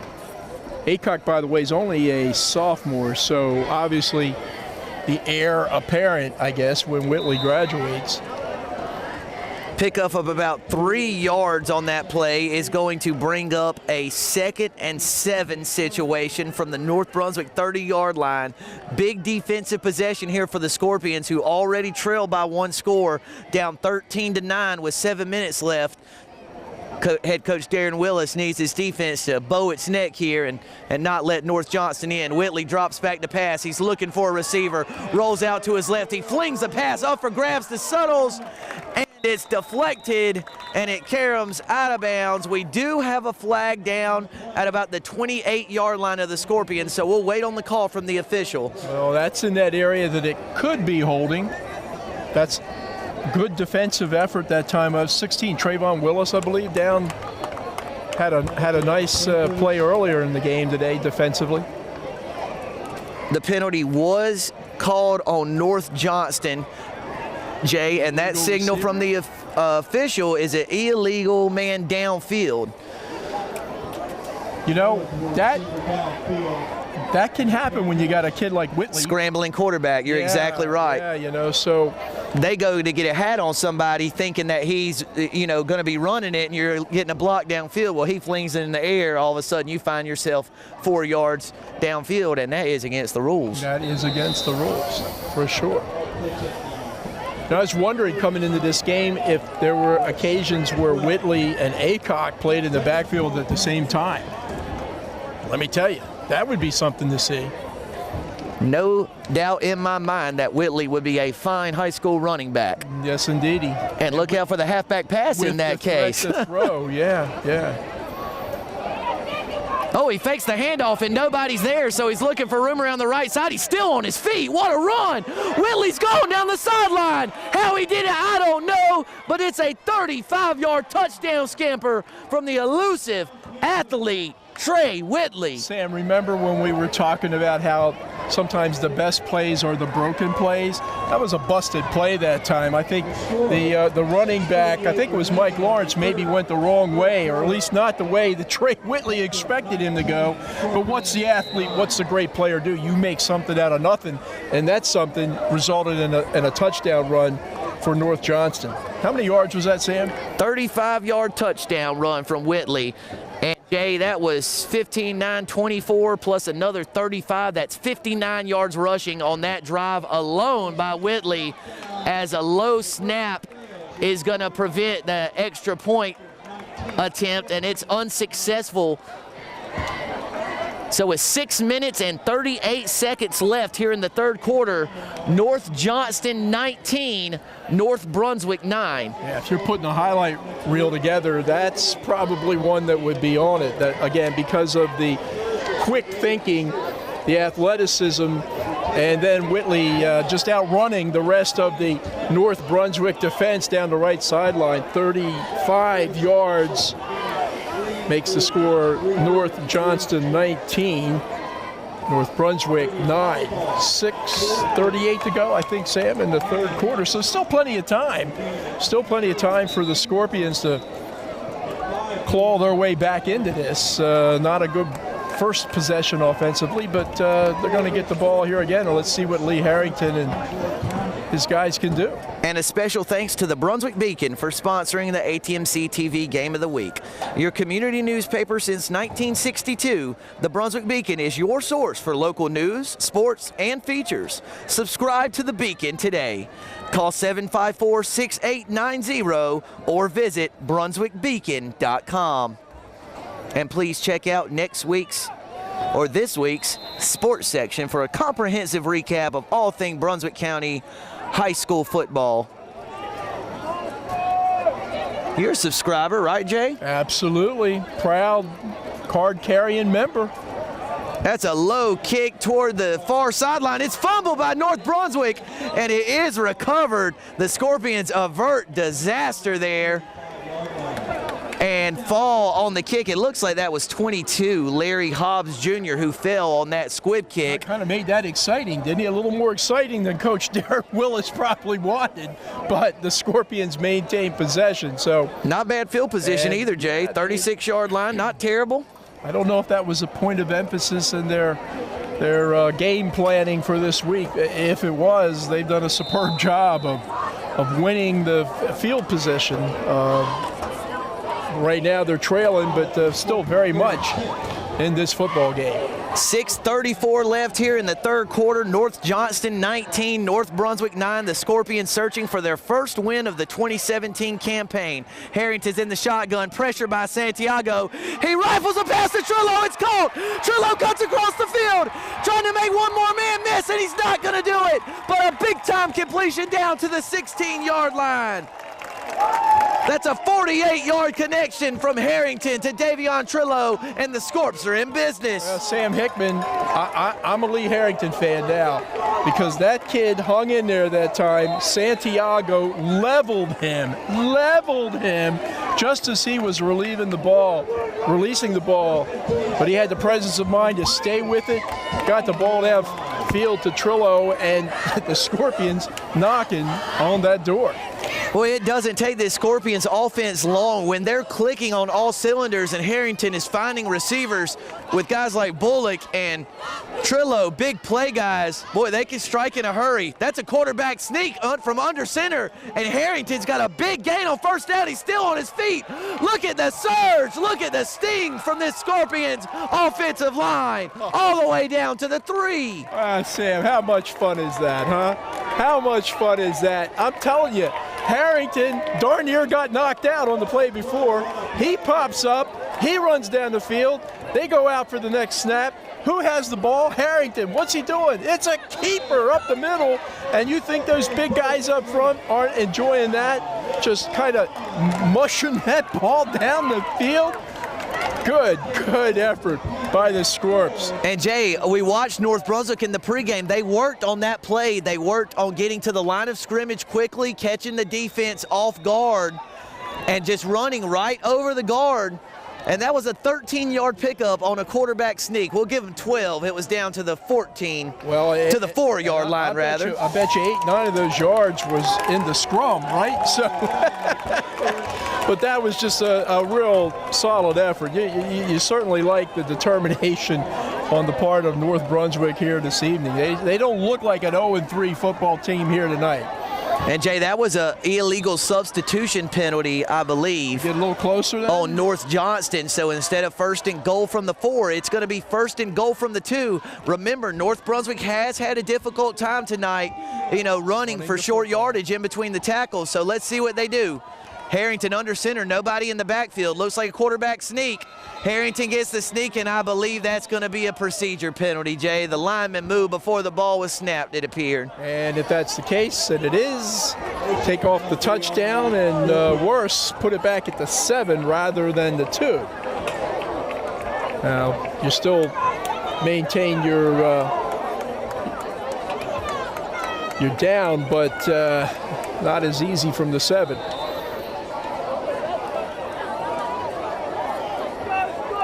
First and goal from the North Johnston 7-yard line.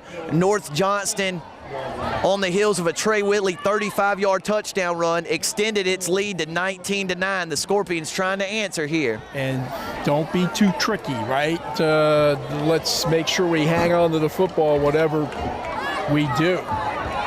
Harrington looking for a receiver. He floats it to the end zone over the outstretched arm of Bullock, and incomplete, to bring up a 2nd and goal from the 7-yard line. Not a bad pass by Harrington. Obviously, he wanted to connect it, but he was under some pretty good pressure that time. He threw it in a place where only his guy had a chance to catch it. Jaheim Bullock looking to bring down the ball, just not able to do it, but you maintain possession. Remember, North Brunswick has a great kicker, Mike Rivers. We saw him at the half kicking the ball from the 45, 50-yard line and kicking it right through the uprights. So they're very much within his territory to score. Harrington looking for someone to throw to in the corner of the end zone. That's Trillo, and it falls incomplete to bring up a 3rd and goal situation. Well, they were so anxious, they being North Brunswick, the kick team started to run in. Rivers was 7 yards in the field. The coach said, wait a minute, Mike, come back. We got another down, get ready, stay ready. But maybe we won't need you. See if Lee Harrington can get him in. So 4th down from the 7. 4 minutes, 24 seconds to go, 3rd quarter. North Johnston 19, North Brunswick 9. Lee Harrington over center. 3rd and goal. Harrington's got the snap. He's looking for room up the middle. A big surge from the offensive line. I think he's going to be short of the goal line, but not by much. It looked like he picked up about 5 yards on the play, down to the 2 or 3. So now it's decision time, Sam. If you're Coach Darren Willis, now we got a flag. What? Oh, we have a flag on the play. It looked like someone snatched their helmet off there for North Johnston, but tough to tell who the penalties all I saw on in that scrum. Yeah, I'm not sure, but I did see some Scorpions clapping their hands, which would indicate maybe the penalty's going to go against North Johnston. And if it does, that is a huge, huge break for North Brunswick. It's going to be, the ball is down around the 3-yard line. And they're still showing it as 3rd down, Sam. I thought it was 4th, but we'll... Yeah, that was the 3rd down play. The sneak would have, it was 4 yards, and that would have made it 4th and goal from the 3, but that's not taking into account the penalty that was called after the play. Let's see, it's a dead ball penalty, unsportsmanlike conduct on the Panthers, and that's going to move it half the distance to the goal, Jay, but it is going to still be 4th down. Right. So we're going to have a 4th and goal from the 1.5-yard line with North Brunswick trailing by 10. 4 minutes, 3 seconds left here in the 3rd quarter. And Darren Willis is going to take a timeout. Don't forget, he burned 2 timeouts in a row, right, early to start this half. And probably like to have one of those back right now. So they got to decide. It looks like, you know, he's going to say, geez, I probably can get 3 here with Rivers. That makes it 19-12. That gets me within 1 score, but wouldn't it be nice? It's a Beach Boys song, by the way, Sam. You don't know that. But I do know that one. Wouldn't it be nice if something. Anyway, a field goal here would make it 19-12, but a touchdown here could make it 19-16 real quick. And it appears that the offense is staying on the field, partner. Well, and the thing is, I guess if you don't pick it up, North Johnston's going to have to go, 99, 97 yards. Now, they've shown the ability to do that tonight. Remember, in the first quarter, a 90-yard touchdown pass from Whitley to Suttles. So we'll see how this one goes. Big play, needless to say. Maybe you try to draw the Panthers off sides. They could, but that would only make it a little closer with a 4th and goal to go situation. Other than that one run with Harrington, a couple of plays before, they really haven't had a lot of luck running between the tackles. Fact is, they haven't had a lot of luck running, period. Most of their offense has come through the air.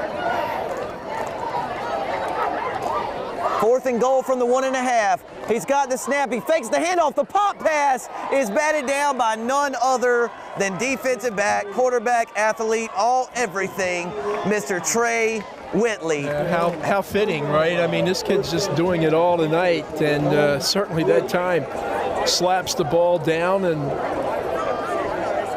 his squad takes over on downs deep in their territory. But hey, look, Willis gambled and that time came up short. But once again, if you're playing that field position game, which has been certainly a part of North Brunswick's success here tonight, you have the Panthers pinned deep inside their territory. They got to go 90, Sam? Where are 99, 98.5. Long way. Jay, also worth mentioning, that is the 2nd time tonight North Brunswick, and that's a safety. That's going to be a safety. Whitley is brought down in the end zone, and there's the signal from the referee, a safety. So North Brunswick gets his score after all, but it's of the 2-point variety, and it's a 1-possession game again, 19-11. Another miscommunication between Whitley, who is still down in the end zone by the scoreboard. Miscommunication between Whitley and the running back. This time he wasn't able to make something happen. That might be a cramp, Sam, the way a couple of his teammates are working on him. But yeah, another botched play that time. Whitley went one way, the running back went the other. Whitley this time wasn't as successful as he was before and lost his footing, went down in the end zone, 2-point safety for the Scorpions. So, all things considered, I guess Coach Willis knew what he was doing, right? He got 2 points, and he's going to get the ball back, and chances are, once again, going to get the ball back in very good field position. Your ATMC TV Game of the Week would like to thank the Grissettown and Longwood Fire and Rescue Haunted Trail. Can you survive the Grissettown Longwood Fire and Rescue Haunted Trail? You'll go in. The question is, will you come out? The 9th annual Haunted Trail opens at 7 p.m. every Friday and Saturday of October, plus October 30th and Halloween night on the 31st. Located at 758 Longwood Road in Ocean Beach. For more information, call 287-3030 or go to grissettownfire.com. As always, we'd like to thank the Doghouse Grill 2. The Doghouse Grill 2 is your neighborhood hotspot, serving breakfast all day, plus delicious handmade burgers, deli sandwiches, gourmet Red Barn coffee, and dessert to satisfy that sweet tooth. Open 7 days a week for breakfast and lunch. The Doghouse Grill 2 on Beach Drive in Ocean Isle Beach. Yeah, they're still tending to Whitley down there, Sam. This is a long time to be down with a cramp. It looks like they're making some progress now. He's still got that leg stiff.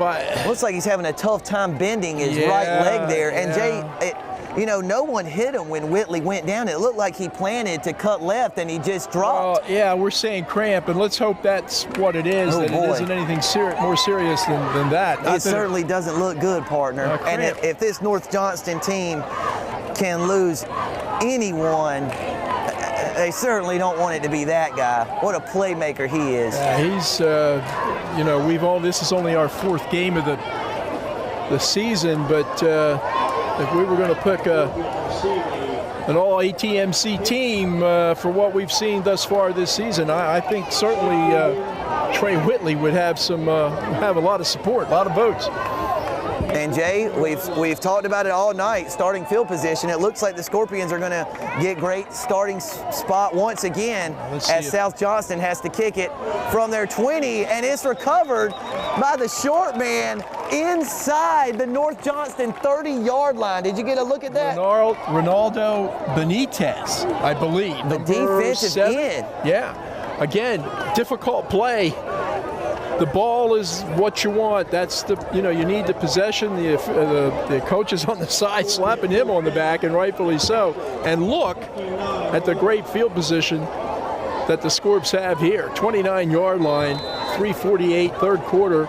They're only down by 1 score now, 19-11, so 6 and a 2 can tie this game.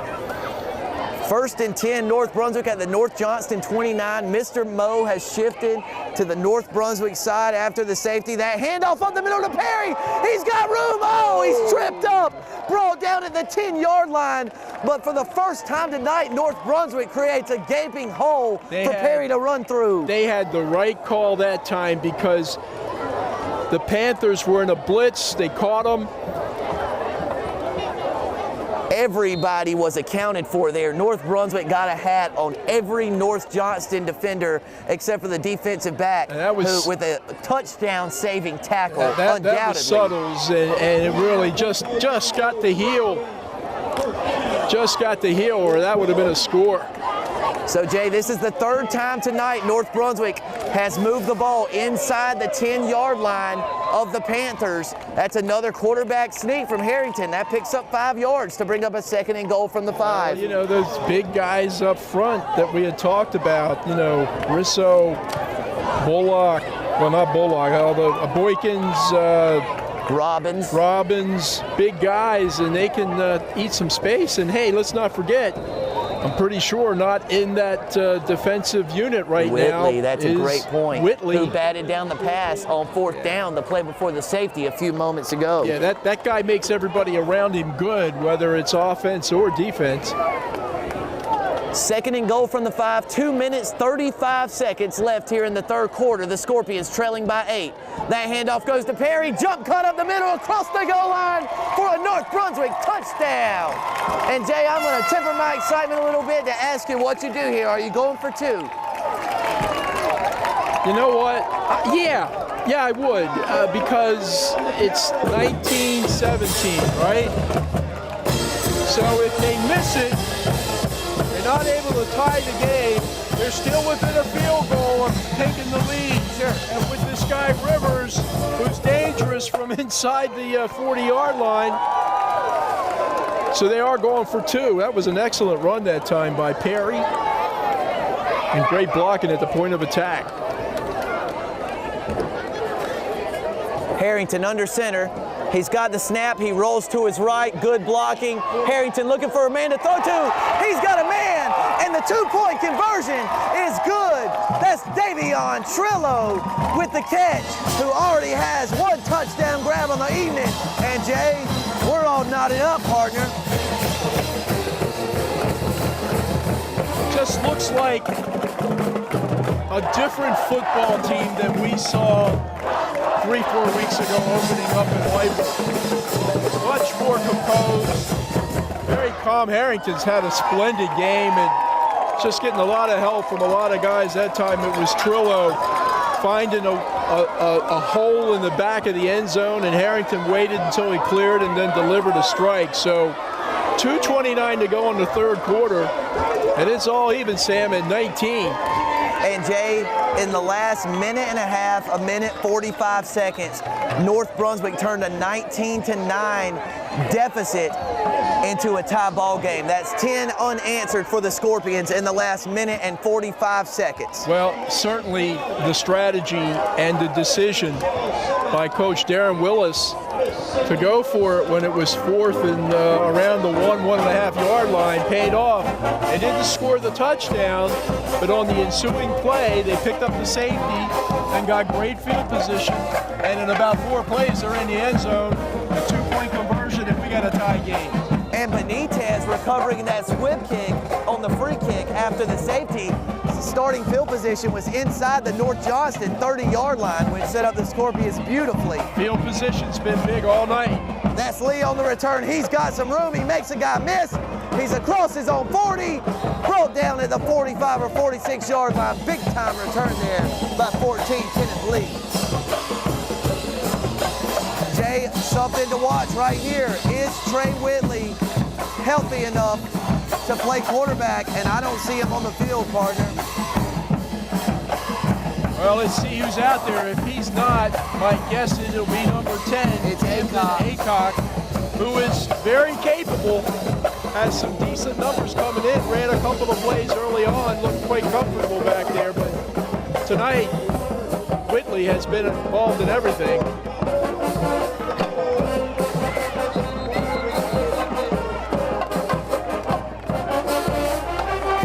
See some tough running. That's Kane for 4 yards to the Panthers' 49-yard line. And is excited. 2nd and 6 from the 49-yard line of North Johnston. Tie ball game, a minute 45 seconds left here in the third quarter. It's 19 apiece from Gary Bishop Stadium on your ATMC TV Game of the Week. Aycock with the handoff up the middle to Kane. That was Benitez, who recovered the kick a few moments ago, who made the initial stop. But a positive gain by Kane. He gets it down to the Scorpions' 47-yard line. Jay, we got a late flag there. Well, let's see what the call is. Yeah. And that's well after the play, and I think they're going to call something unsportsmanlike against North Brunswick. It is unsportsmanlike conduct. It is, in fact, against North Brunswick, and Jay, that's a killer. One of the Scorps kind of slapped the shoulder pad of one of the Panthers walking by. Listen, it didn't look all that menacing to me. I thought maybe he was saying, hey, nice play. The officials obviously didn't see it that way, so that is a critical play, a critical foul against North Brunswick when so many things were going so much in their way. Let's hope that a play like that doesn't stop the momentum.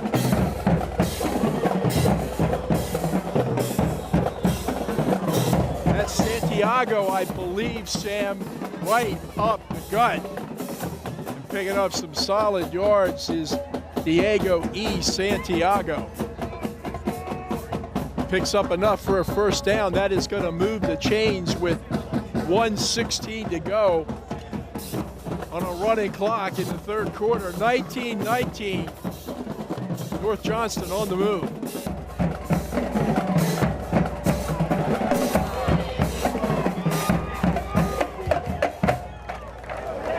Santiago again strong off the left side. Picks up a couple of yards before he is taken down by number 2. Josh Hall. We'll call it 2nd and 7 from the North Brunswick 17-yard line. And Jay, that unsportsmanlike conduct penalty really thwarted the momentum North Brunswick had seized after tying this game at 19. It sure did, unless the Scorpions can stop this right now. But North Johnston certainly taking advantage of that penalty. And this is a Panthers offense without their top guy, leading passer, leading rusher tonight, Trey Whitley, who's on the sidelines with an injury. Oh, a big-time tackle there. That was number 30. Is that DeBerry? That's Bryce DeBerry with a nice play from his defensive end position. And Jay, that's also going to be the last play of the third quarter. So we got 12 minutes of football left here from Gary Bishop Stadium on your ATMC TV Game of the Week. When we come back, it's going to be a 3rd and 8 from the North Brunswick 18-yard line. 12 minutes left to play. North Johnston 19, North Brunswick 19.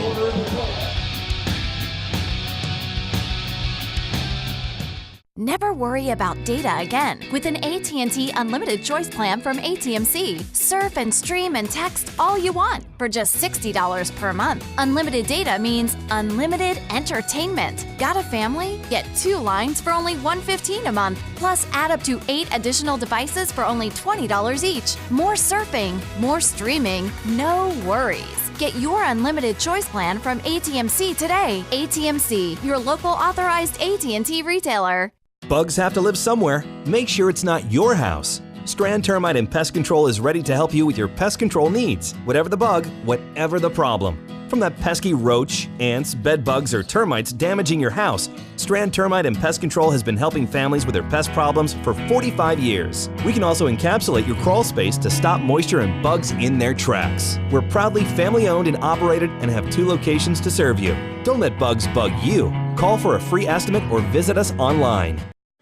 I think co-ops are the best business plans regardless of how large or small the community is. The people in the community own the company, they have a voice in the company, and we just go about doing the business of making a world of change for them.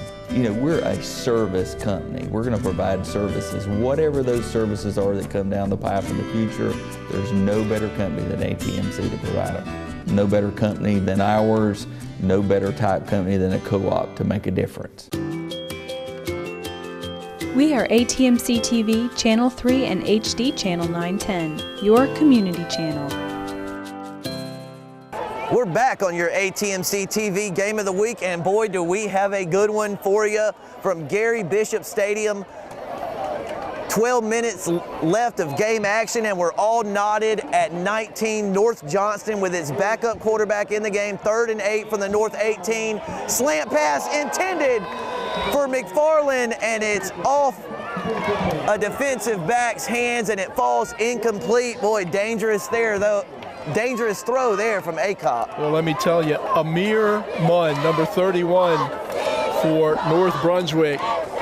That ball sailed through his hands. If Amir had caught that ball, Sam, he could have run all the way to Shalot, much less the end zone here where we are tonight at North Brunswick, and Leland sets up a 4th down and 7, and they're going for it.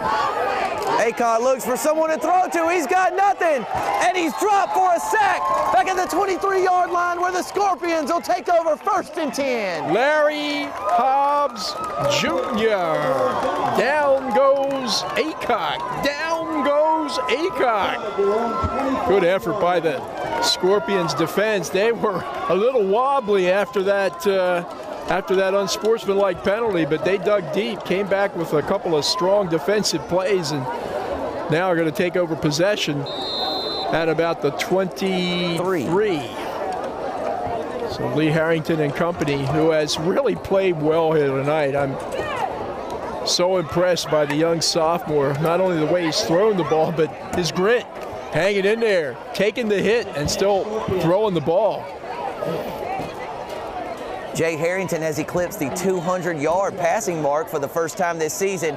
An untouched blockers, Harrington releases the pass and eludes the pass rusher, and it falls to the ground incomplete. So a 2nd and 10 coming up for the Scorpions from their own 23-yard line. Well, I'll tell you, a good part of this game tonight, I think that offensive line for North Brunswick has done a real nice job.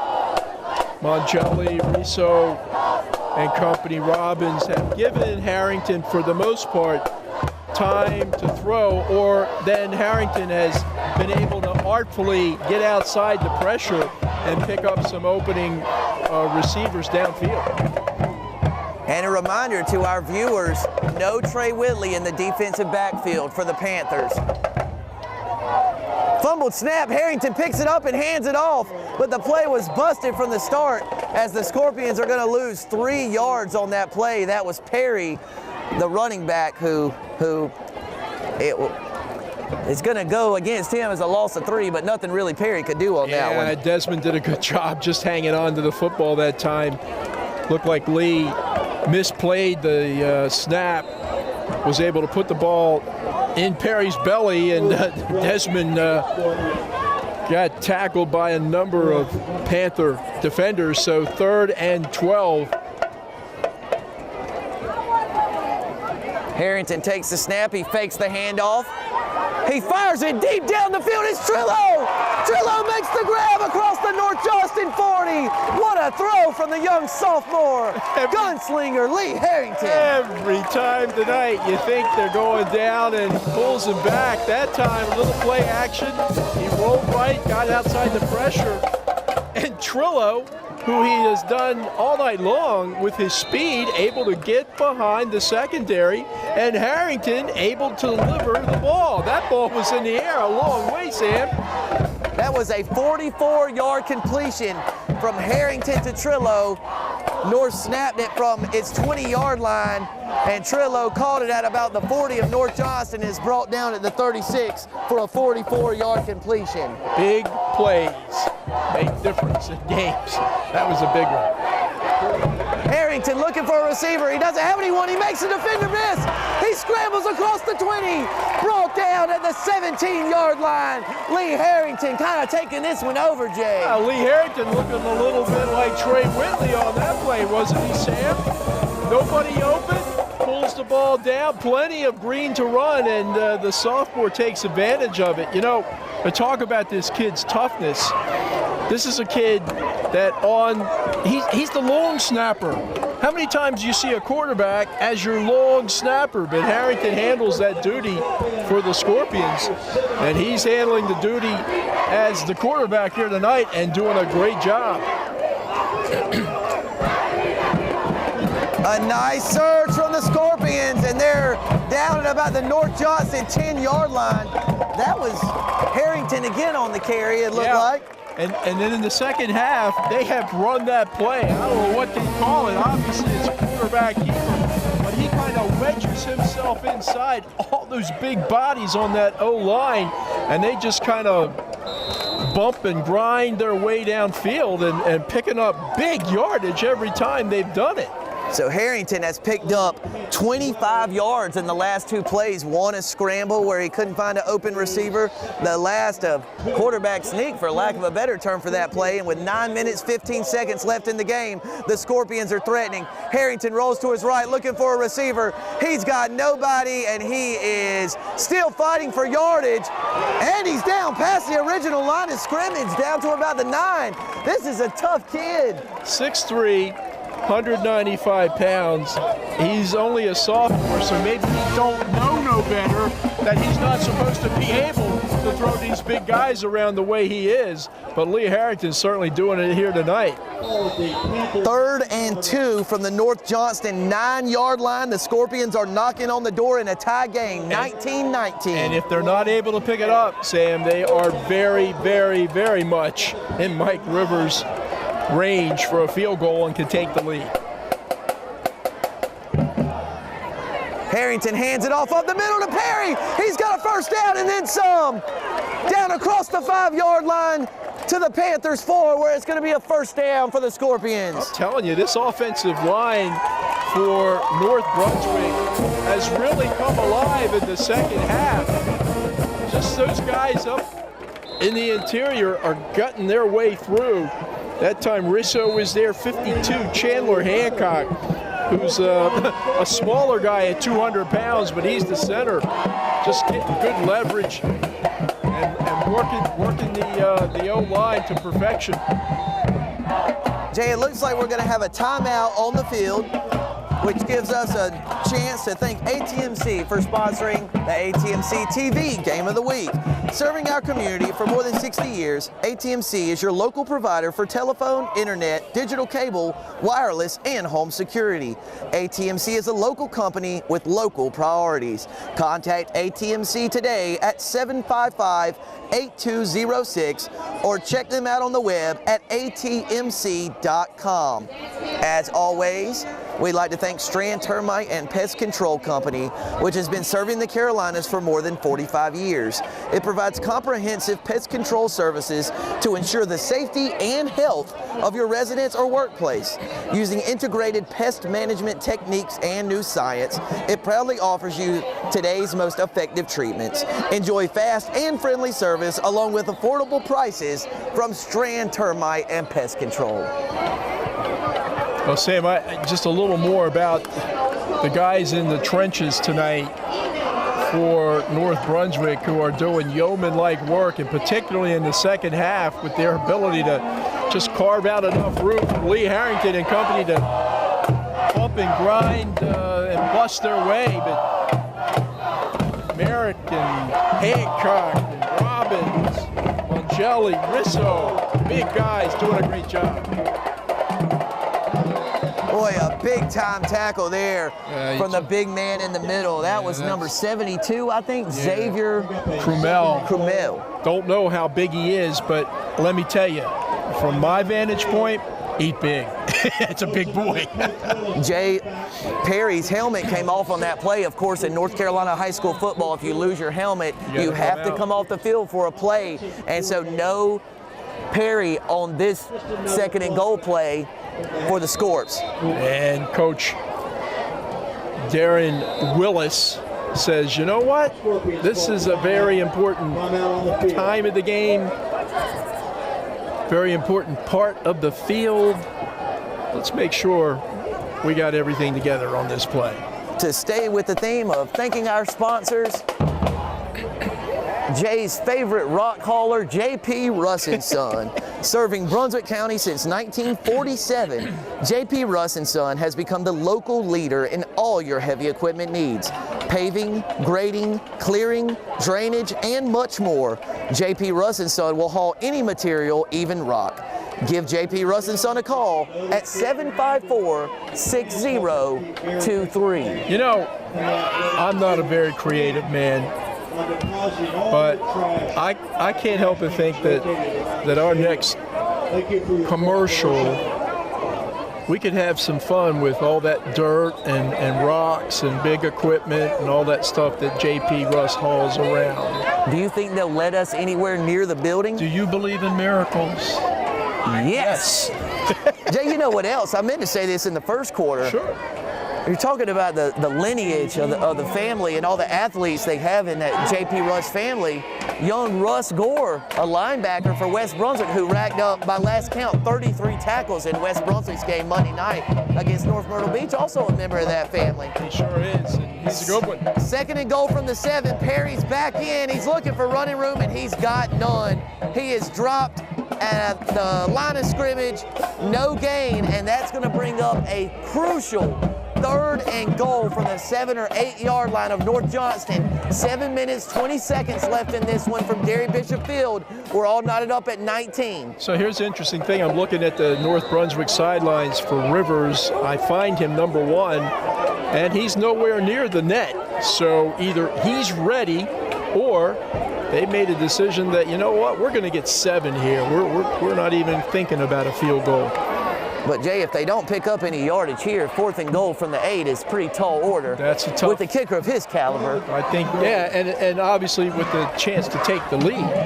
He does have the kicking block in his hand. I noticed that, so we'll see. Okay. Got it. First things first. Harrington fakes the handoff. He's looking for room. He gets rid of it, and it's deflected and falls incomplete. Boy, dangerous pass, but Devontae Webb was all alone around the goal line. Boy, you lost your breath up here, partner. Yeah, I did, because you know what? Here's my prediction. Often wrong, but never in doubt. That's the role of a color analyst. Lee makes that throw when he's a sophomore. He won't make that throw when he's a senior. Okay, that was a very dangerous play, and the Scorpions fortunate to get away without an interception or a turnover. Brings Mike Rivers on the field for a very, very important field goal opportunity. It's going to be a 25-yard attempt for the kicker. The kick is up. And it sails through the uprights with 6.5 minutes left, and Rivers, via his second successful field goal of the night, has given the Scorpions the lead, 22-19 with 6:31 left here from Gary Bishop Stadium. Well, I don't care what level of football you're talking about, Sam, whether it be, as we're seeing tonight, a good old high school football game, a collegiate football game, or the NFL.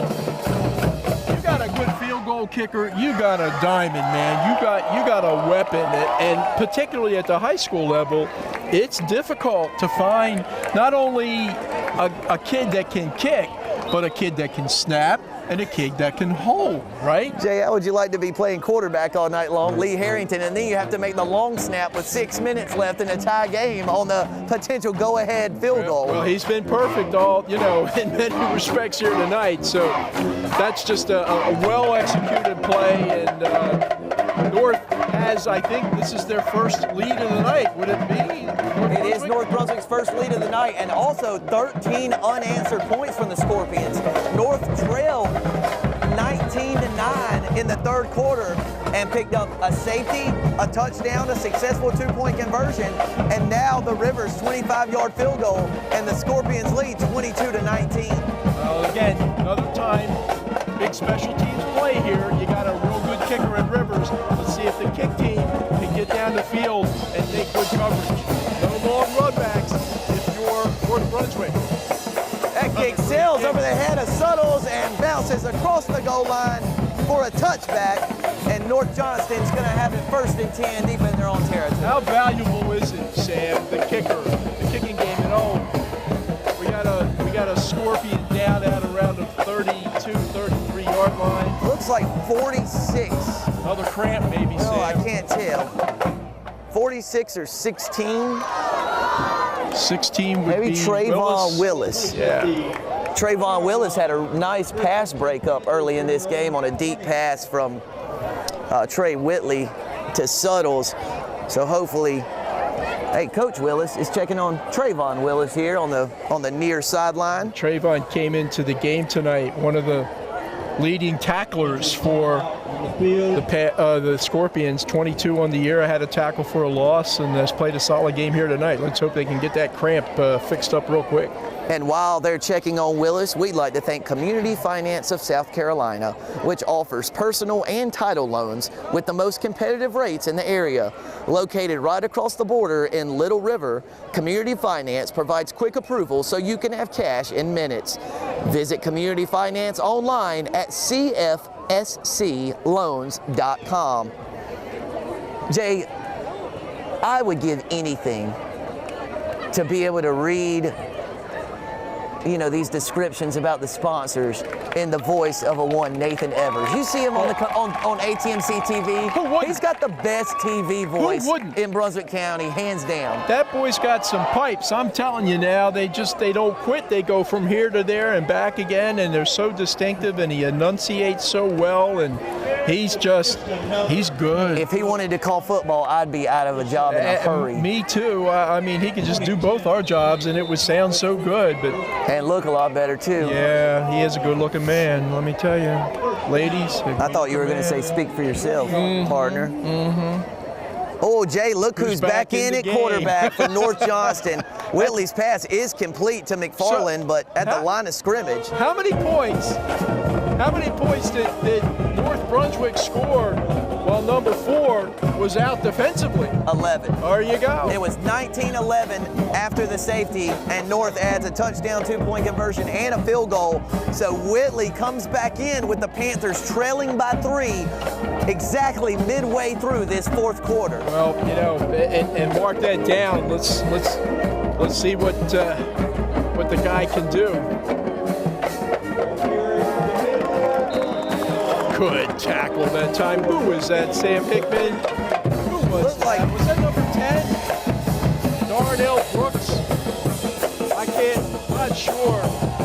Maybe it was number 30. Bryce DeBerry. The numbers all look the same, but that was a great penetration and tackle that time by North Brunswick. I'll tell you who's excited besides me and you. The band. the band, they are kicking their heels tonight. Whitley drops back. He's looking for someone to throw to. He just flings it downfield for Suttles, and Suttles comes up with the grab. What an individual effort from number 21, Gavin Suttles, who has had a monstrous evening receiving for the Panthers. Whitley comes back in and immediately starts making plays. What a catch. Whitley just got the ball to him, right? That's a throw that wasn't a perfect spiral, but it was the perfect place, and a great effort by Gavin Suttles, the 5'9" senior, coming up with the catch. 45-yard completion there, partner. Boy, players make plays, don't they, Sam? Boy, Whitley keeps it, and he's very nearly brought down in the backfield. He's still on his feet across the 20 down to the 15 or 16-yard line for a 20-yard pickup. Legs look pretty good. Boy, on this that Trey run. Whitley is some kind of player, folks. I'm telling you, maybe watching it on television will do it justice, but he is some kind of special. Yeah, big players make big plays in big games. And you saw Trey Whitley make 2 big plays in a row. First, the long pass and the great catch by Suttles, and then the real nifty run around the left side. He's just got that. He's got that thing, Sam, that the good ones have. Whatever it is, Trey Whitley's got it. Yes. That play is blown dead. Jay, quick reset. We've got 4:12 left in the fourth quarter. North Brunswick 22, North Johnston 19. Trey Whitley is back in the game at quarterback for the Panthers. We have a flag on the field. North Brunswick has 1 timeout left. North Johnston has 2 timeouts in its pocket. That's an offside penalty on North Brunswick, which is going to set up a 1st and 5 situation at the North Brunswick 11-yard line. You know, this has been a great high school football game, notwithstanding who wins. But you got to credit North Johnston coming in here 120 miles to get to this ballpark. They're a 2A team from the Eastern Plains, and they're giving it to North Brunswick tonight. That's Whitley on the carry, and he's brought down after a short gain, maybe a yard. Oh, no, excuse me. He picked up about 4 there. He's pretty close to the first down mark.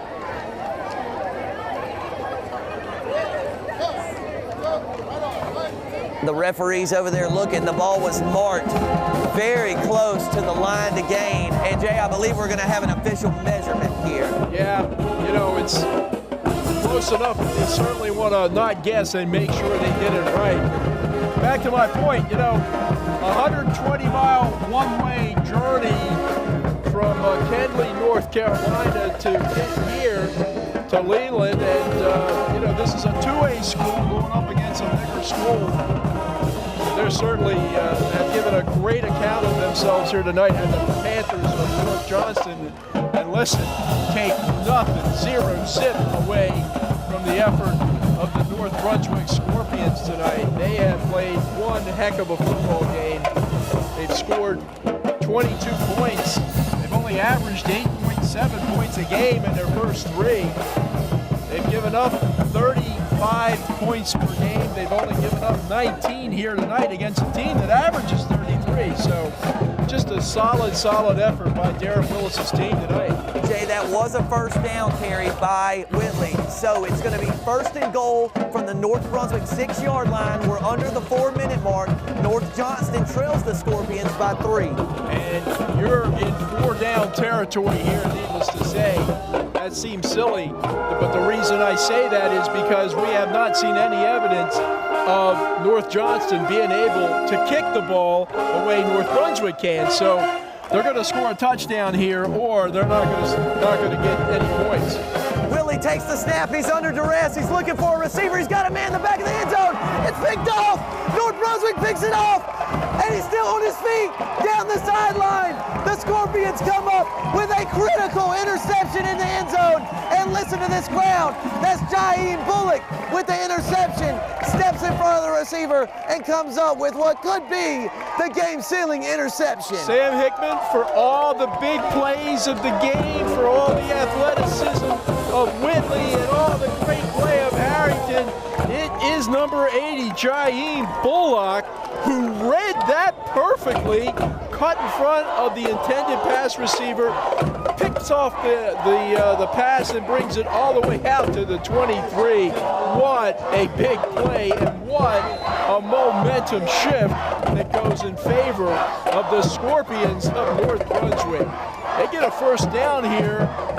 They can run this baby out. 2 timeouts left for North Johnston. 3:27 left, 1st and 10 from the 23.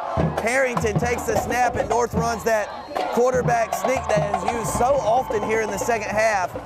And Harrington picks up nearly 3 yards there, maybe 2.5. And North Johnston not stopping the clock, so they're going to save those timeouts, and North Brunswick, of course, is going to take as much time off this clock as they can before they have to snap the ball.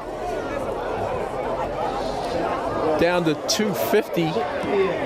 Second down, what do you call it, Sam? 7, I guess? Maybe 8. We'll call it 2nd and 8 from the 25-yard line of North Brunswick. That handoff is up the middle to Perry, still on his feet, fighting for yardage. Big gain there, and that's going to set up a 3rd and very short for North Brunswick. The Scorpions are going to have a 3rd and 1, and North Johnston uses the second of his 3 timeouts here in the second half. And Jay, this upcoming 3rd and 1 from the 32 might just be the game. Well, it might very well be. I'll tell you what, some of these North Brunswick kids that run the football, Perry, he's not that big, 5'10", 150 pounds, but they will stick their nose in there. They will not shy away and take the hit. So, sets up 3rd and 2 if North Johnston can stop North Brunswick here and force the kick. They're going to have plenty of time and a timeout maybe to do something on this field. Once again, the kicker, Mike Rivers, may end up playing a very important part. Not place kicking, but punting, if they can't pick up the first down. Jay, you know that Mr. Trey Whitley wishes he had that one back there, and the ball that was picked off by Bullock in the end zone. Without seeing the replay, it's tough to say, but it looked like Whitley had some running room if he would have just tucked it and took off with the force to throw, and give credit to Bullock, who made a play on the ball and came up with the interception. I think you want to give as much credit, to Bullock on that play for making a good read and closing quick on the ball. And that might... Oh, a hard count by North Brunswick forces the North Johnston defensive lineman off sides. And the Scorpions are going to pick up a first down without even having to snap the ball. Oh, wow. What a great break. Hey, and let's not say a break. Let's say that's exactly what they wanted to do. Harrington went out there only in the 10th grade. He's not supposed to know this stuff. He didn't supposed to do a hard count. But drew the Panthers offside. So 4 downs now. 4 downs for North Brunswick. Hang on. Jay, it looked like that ball was on the ground there for a second, but looks like Harrington came up with it and picks up a yard. Yeah. The things that you sort of take for granted, right, in a football game, and the center snap to the quarterback, and you do it time after time after time after time until it just becomes a routine, something that you're just so familiar with, but you can't take it for granted, because that one time that you don't concentrate is the time when that ball slips away. You can't give up the ball here. You really don't want to give North Johnston any more offensive opportunities.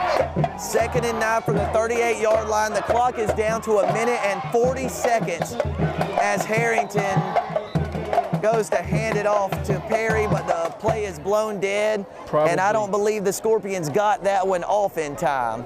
It is a delayed game on North Brunswick, and Jay, really more importantly, it stops the clock. Yeah, the big advantage for North Johnston there is that they get the clock stopped and they don't have to call a timeout to do it. And of course it puts North Brunswick in a much less favorable down and distance situation. So still 2nd down, and they're going to Second and what, Sam, 14? Second and 14 from the 33-yard line of North Brunswick. That handoff goes to Perry. He's looking for running room. He's got none. He's brought down. Oh, he's still on his feet. Now he's brought down by the North Johnston defender. That was number 20 there on the tackle for North Johnston, Michael Kane, who we've seen carry the ball quite a bit. And Jay, this is one of those tricky situations. An injured player for North Johnston, you know, from a team that needs to stop the clock. You always wonder about those, but you know, I don't want to. Well, Phil Crummell is the injured player, and he's kind of limping around out there. And the game clock is once the ball's back in play, the game clock resumes. So, yeah. Well, and actually, that's going to be a charged timeout to North Johnston. And I think that's it for them, right? Timeout wise. According to the scoreboard, no. But by my count, this is their last timeout. Yes. Well, a minute 25. Third down. Board says 20. That's probably about 19 right. by my count. But a long way either way. I don't think as gutsy as Darren Willis has been here this evening and Harrington has played, I don't think you want to put it up, but who knows, maybe they will. They would like to get some yardage on this play to give Rivers as much field position as possible if in fact it turns out to be a fourth down and a punting situation. Now, Jay, by the math in my head, and just let me, full disclosure, that could definitely be wrong, regardless of, unless North Brunswick picks up a first down on this third and very long, even with no timeouts for North Johnston, the Panthers will get the ball back. Now, it may be with very little time left on its own side of the field, but the Panthers looks like they will get another possession unless North comes up with this first down. And they're going to throw it deep, and it's dangerous, and it's picked off. Suttles comes up with a one-handed interception, and the Panthers are going to have a 1st and 10 at North Brunswick's 48.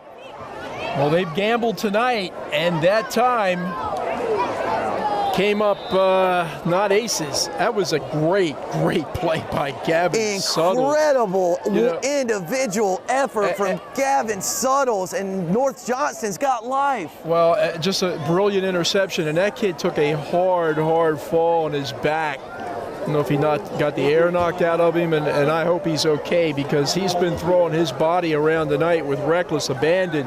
Darren Willis gambled that time, almost pulled it off, and if not for a great defensive play by Gavin Suttles, North Brunswick may have picked up the first and this game would be over, but it is not. Going to tend to Suttles first and make sure he's okay. But the Panthers. Wow, the Panthers. You know, they were hanging on by a thread before that play, and now, you know, with a quarterback as capable as Trey Whitley, you know, the Panthers still right in this thing. But Jay, worth noting, as injuries have played such a factor here tonight, Suttles, the #1 target on offense for North Johnston, and he's being helped off after an injury, so they may be on offense without their #1 receiver. Well, and that's a real good observation, Sam, and that means some of the other guys for North Johnston are going to have to step up, but the one guy who has been stepping up all night long has been #4, Trey Whitley, and he's got a minute and 17 seconds to see if he can do it again. Probably not going to score a field goal, so to win this game, they are going to have to go the 48 yards and get into the North Brunswick end zone. Now, defensively, North Brunswick's got to keep the white shirts in front of them. Don't let them sneak behind. 1st and 10 from the 48-yard line. That's going to be a wide receiver screen to McFarland. He's got room down the left far sideline.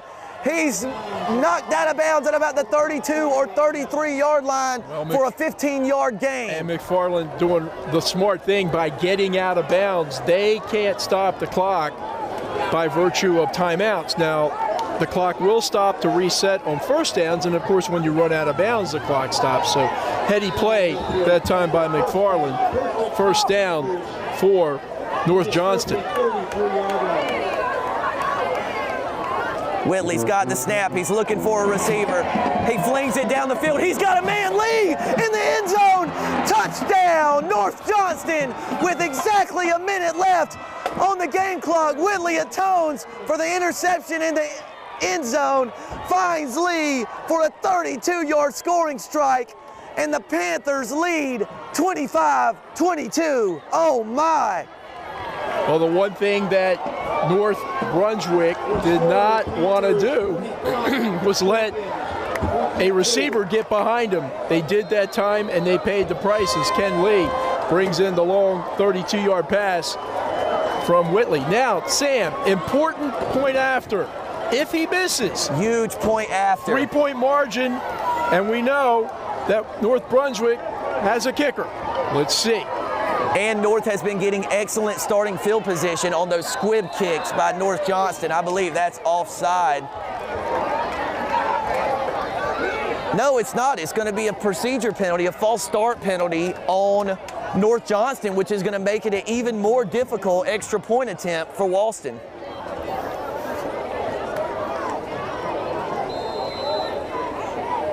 Well, they have not shown points after tonight to be a real strength. Now, look who holds the ball.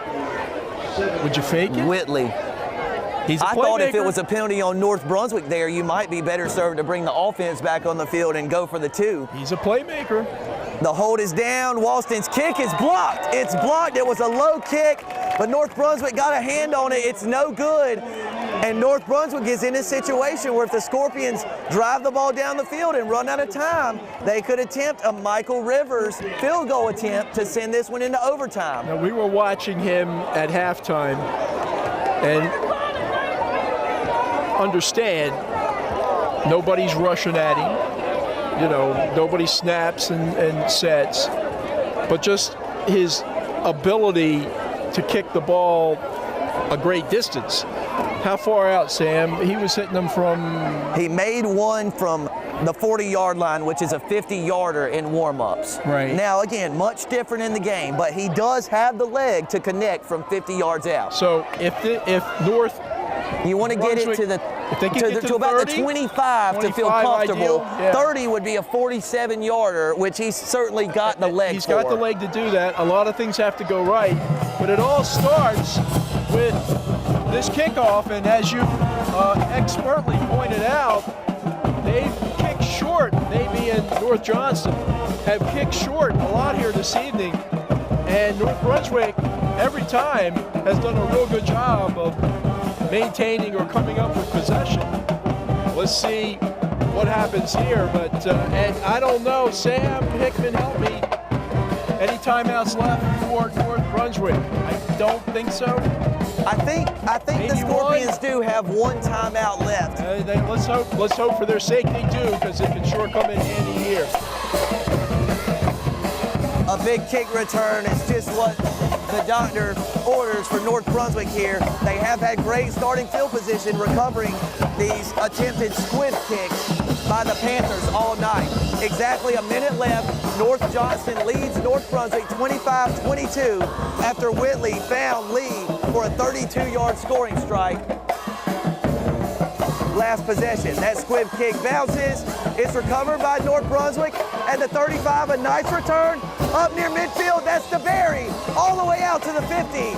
Okay. 53 seconds left, and the Scorpions are in business. So you think Harrington can't move the ball 25 yards with 53.3 seconds left? Think again. He has shown that capability all night.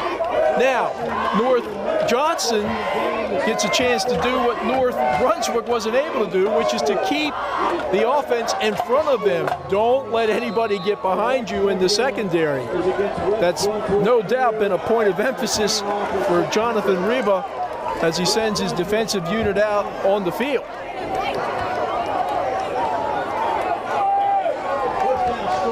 Harrington drops back to pass. He's looking for a receiver. He throws the screen.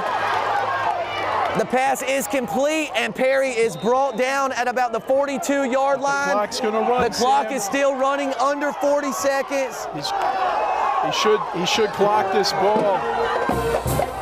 Unless they can snap it quickly. Under 30 seconds. Needed to stop the clock. Boy, Jay, those two plays took 24 seconds off the clock. The possession started with 53 seconds left. They ran a screen pass for 8 yards to Perry and then spiked it, and 24 seconds are off the clock. And you got to remember here, you want to get in field goal range, but you got a first down to get. It's 3rd and 2. Yeah, well, so yeah, obviously you got to pick up the first down to keep the chains moving, and as important to stop the clock. So ball's on the 42. We're guessing they got to get to at least the 25 to have any reasonable shot. So that's 17 yards. Let's see what Lee Harrington and company can do on this critical 3rd down play. 3rd and 2 from the North Johnston 42. Harrington's in the shotgun. He's got the snap. Looking for someone to throw to. He eludes a sack. Rifles the ball down the field. It's deflected and off the hands of the receiver. Nearly intercepted, then nearly caught. And it took 10 seconds off the clock. So with 19 seconds left, we're going to have a 4th and 2 from the North Johnston 42-yard line. You still got time for a couple of plays. That was a great effort by Brandon Keaton that time. The 5'10" junior defensive back who deflected that ball.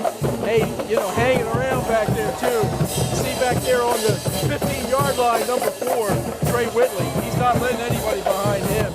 They don't have to get behind him right now. They do need to get down, ideally, to the 25-yard line. If they don't have a timeout, even though the clock is going to get stopped, they're going to have a tough time spike it to get the field goal team in and at least take a shot. This is exciting. 19 seconds left, 4th and 2 from the North Johnston 42. The Scorpions must convert this to have a shot. Harrington looking for a receiver. He's got a man in the middle, but it falls incomplete. It's batted down by McFarland, and North Johnston forces a North Brunswick turnover on downs with 13 seconds left in this one. North Johnston 25, North Brunswick 22, as Harrington hangs his head in despair around midfield, urges his offense off the field, and they were this close to connecting with Trillo across the middle there, which would have been well within Rivers' field goal range. How close, boy, I'm telling you, 28 McFarland made a great play that time because Harrington pretty much had the ball where he needed to have it, and Trillo's had some great hands all night long. What a great high school football game we have seen here this evening. We are a successful snap, quarterback center exchange, and a quarterback kneel from the end of this game here from Gary Bishop Stadium on the campus of North Brunswick High School. Whitley gets the snap, takes a knee, and then gets in one of his offensive linemen's face to prevent some kind of penalty. And boy, you gotta like what you see from Trey Whitley. And Jay, quite frankly, I like what I see from this North Brunswick High School team here tonight, despite the 3-point loss. Absolutely. They played a heck of a game. They were well prepared. They had a good game plan. They ran it pretty much to perfection tonight. They just came up 3 points short on the scoreboard. From Gary Bishop Stadium on the campus of North Brunswick High School, your ATMC TV Game of the Week is in the books, and boy, what a treat it was. North Johnston 25, North Brunswick 22. The Panthers improved to 3-1 on the season, while the Scorpions' first win remains elusive. North falls to 0-4 on the season. The Scorpions have a bye week next week, and then they will hit the road for their first Mid-Eastern 3A, 4A conference game in school history on the road against Laney before returning to Leland at the end of the month to host county rival West Brunswick. Jay, final takeaways. Well, listen, we saw a great high school football game here this evening. We saw two outstanding high school quarterbacks go at it in Whitley and Harrington. We saw some splendid plays. This kid Suttles, who had the critical interception there that set up the ability for Whitley to throw the touchdown pass to win the game, and he made a couple other diving catches during the night. So we saw good running, we saw field goals, we saw interceptions, we saw long touchdown passes, but I think most of all what we saw were two teams that just went at it for 48 minutes. And sadly for the folks here in Brunswick County that follow Brunswick County High School football, North Brunswick came up a little bit short, but This is a different team than we saw 3-4 weeks ago, Sam Hickman, and this is going to be a team that people looking down the road, particularly as they start their conference play, they better be ready to take on the Scorpions, because this is a pretty darn good high school football team, certainly the way they played here tonight. And North Johnston knocks off North Brunswick with a late touchdown pass from quarterback Trey Whitley to lead 32 yards, and that was the difference in the 25-22 victory. He's Jay Combs, I'm Sam Hickman. Thanks to all our viewers here on ATMC TV Channel 3 and ATMC TV HD Channel 910. From North Brunswick High School, good night. We are ATMC TV Channel 3 and HD Channel 910, your community channel.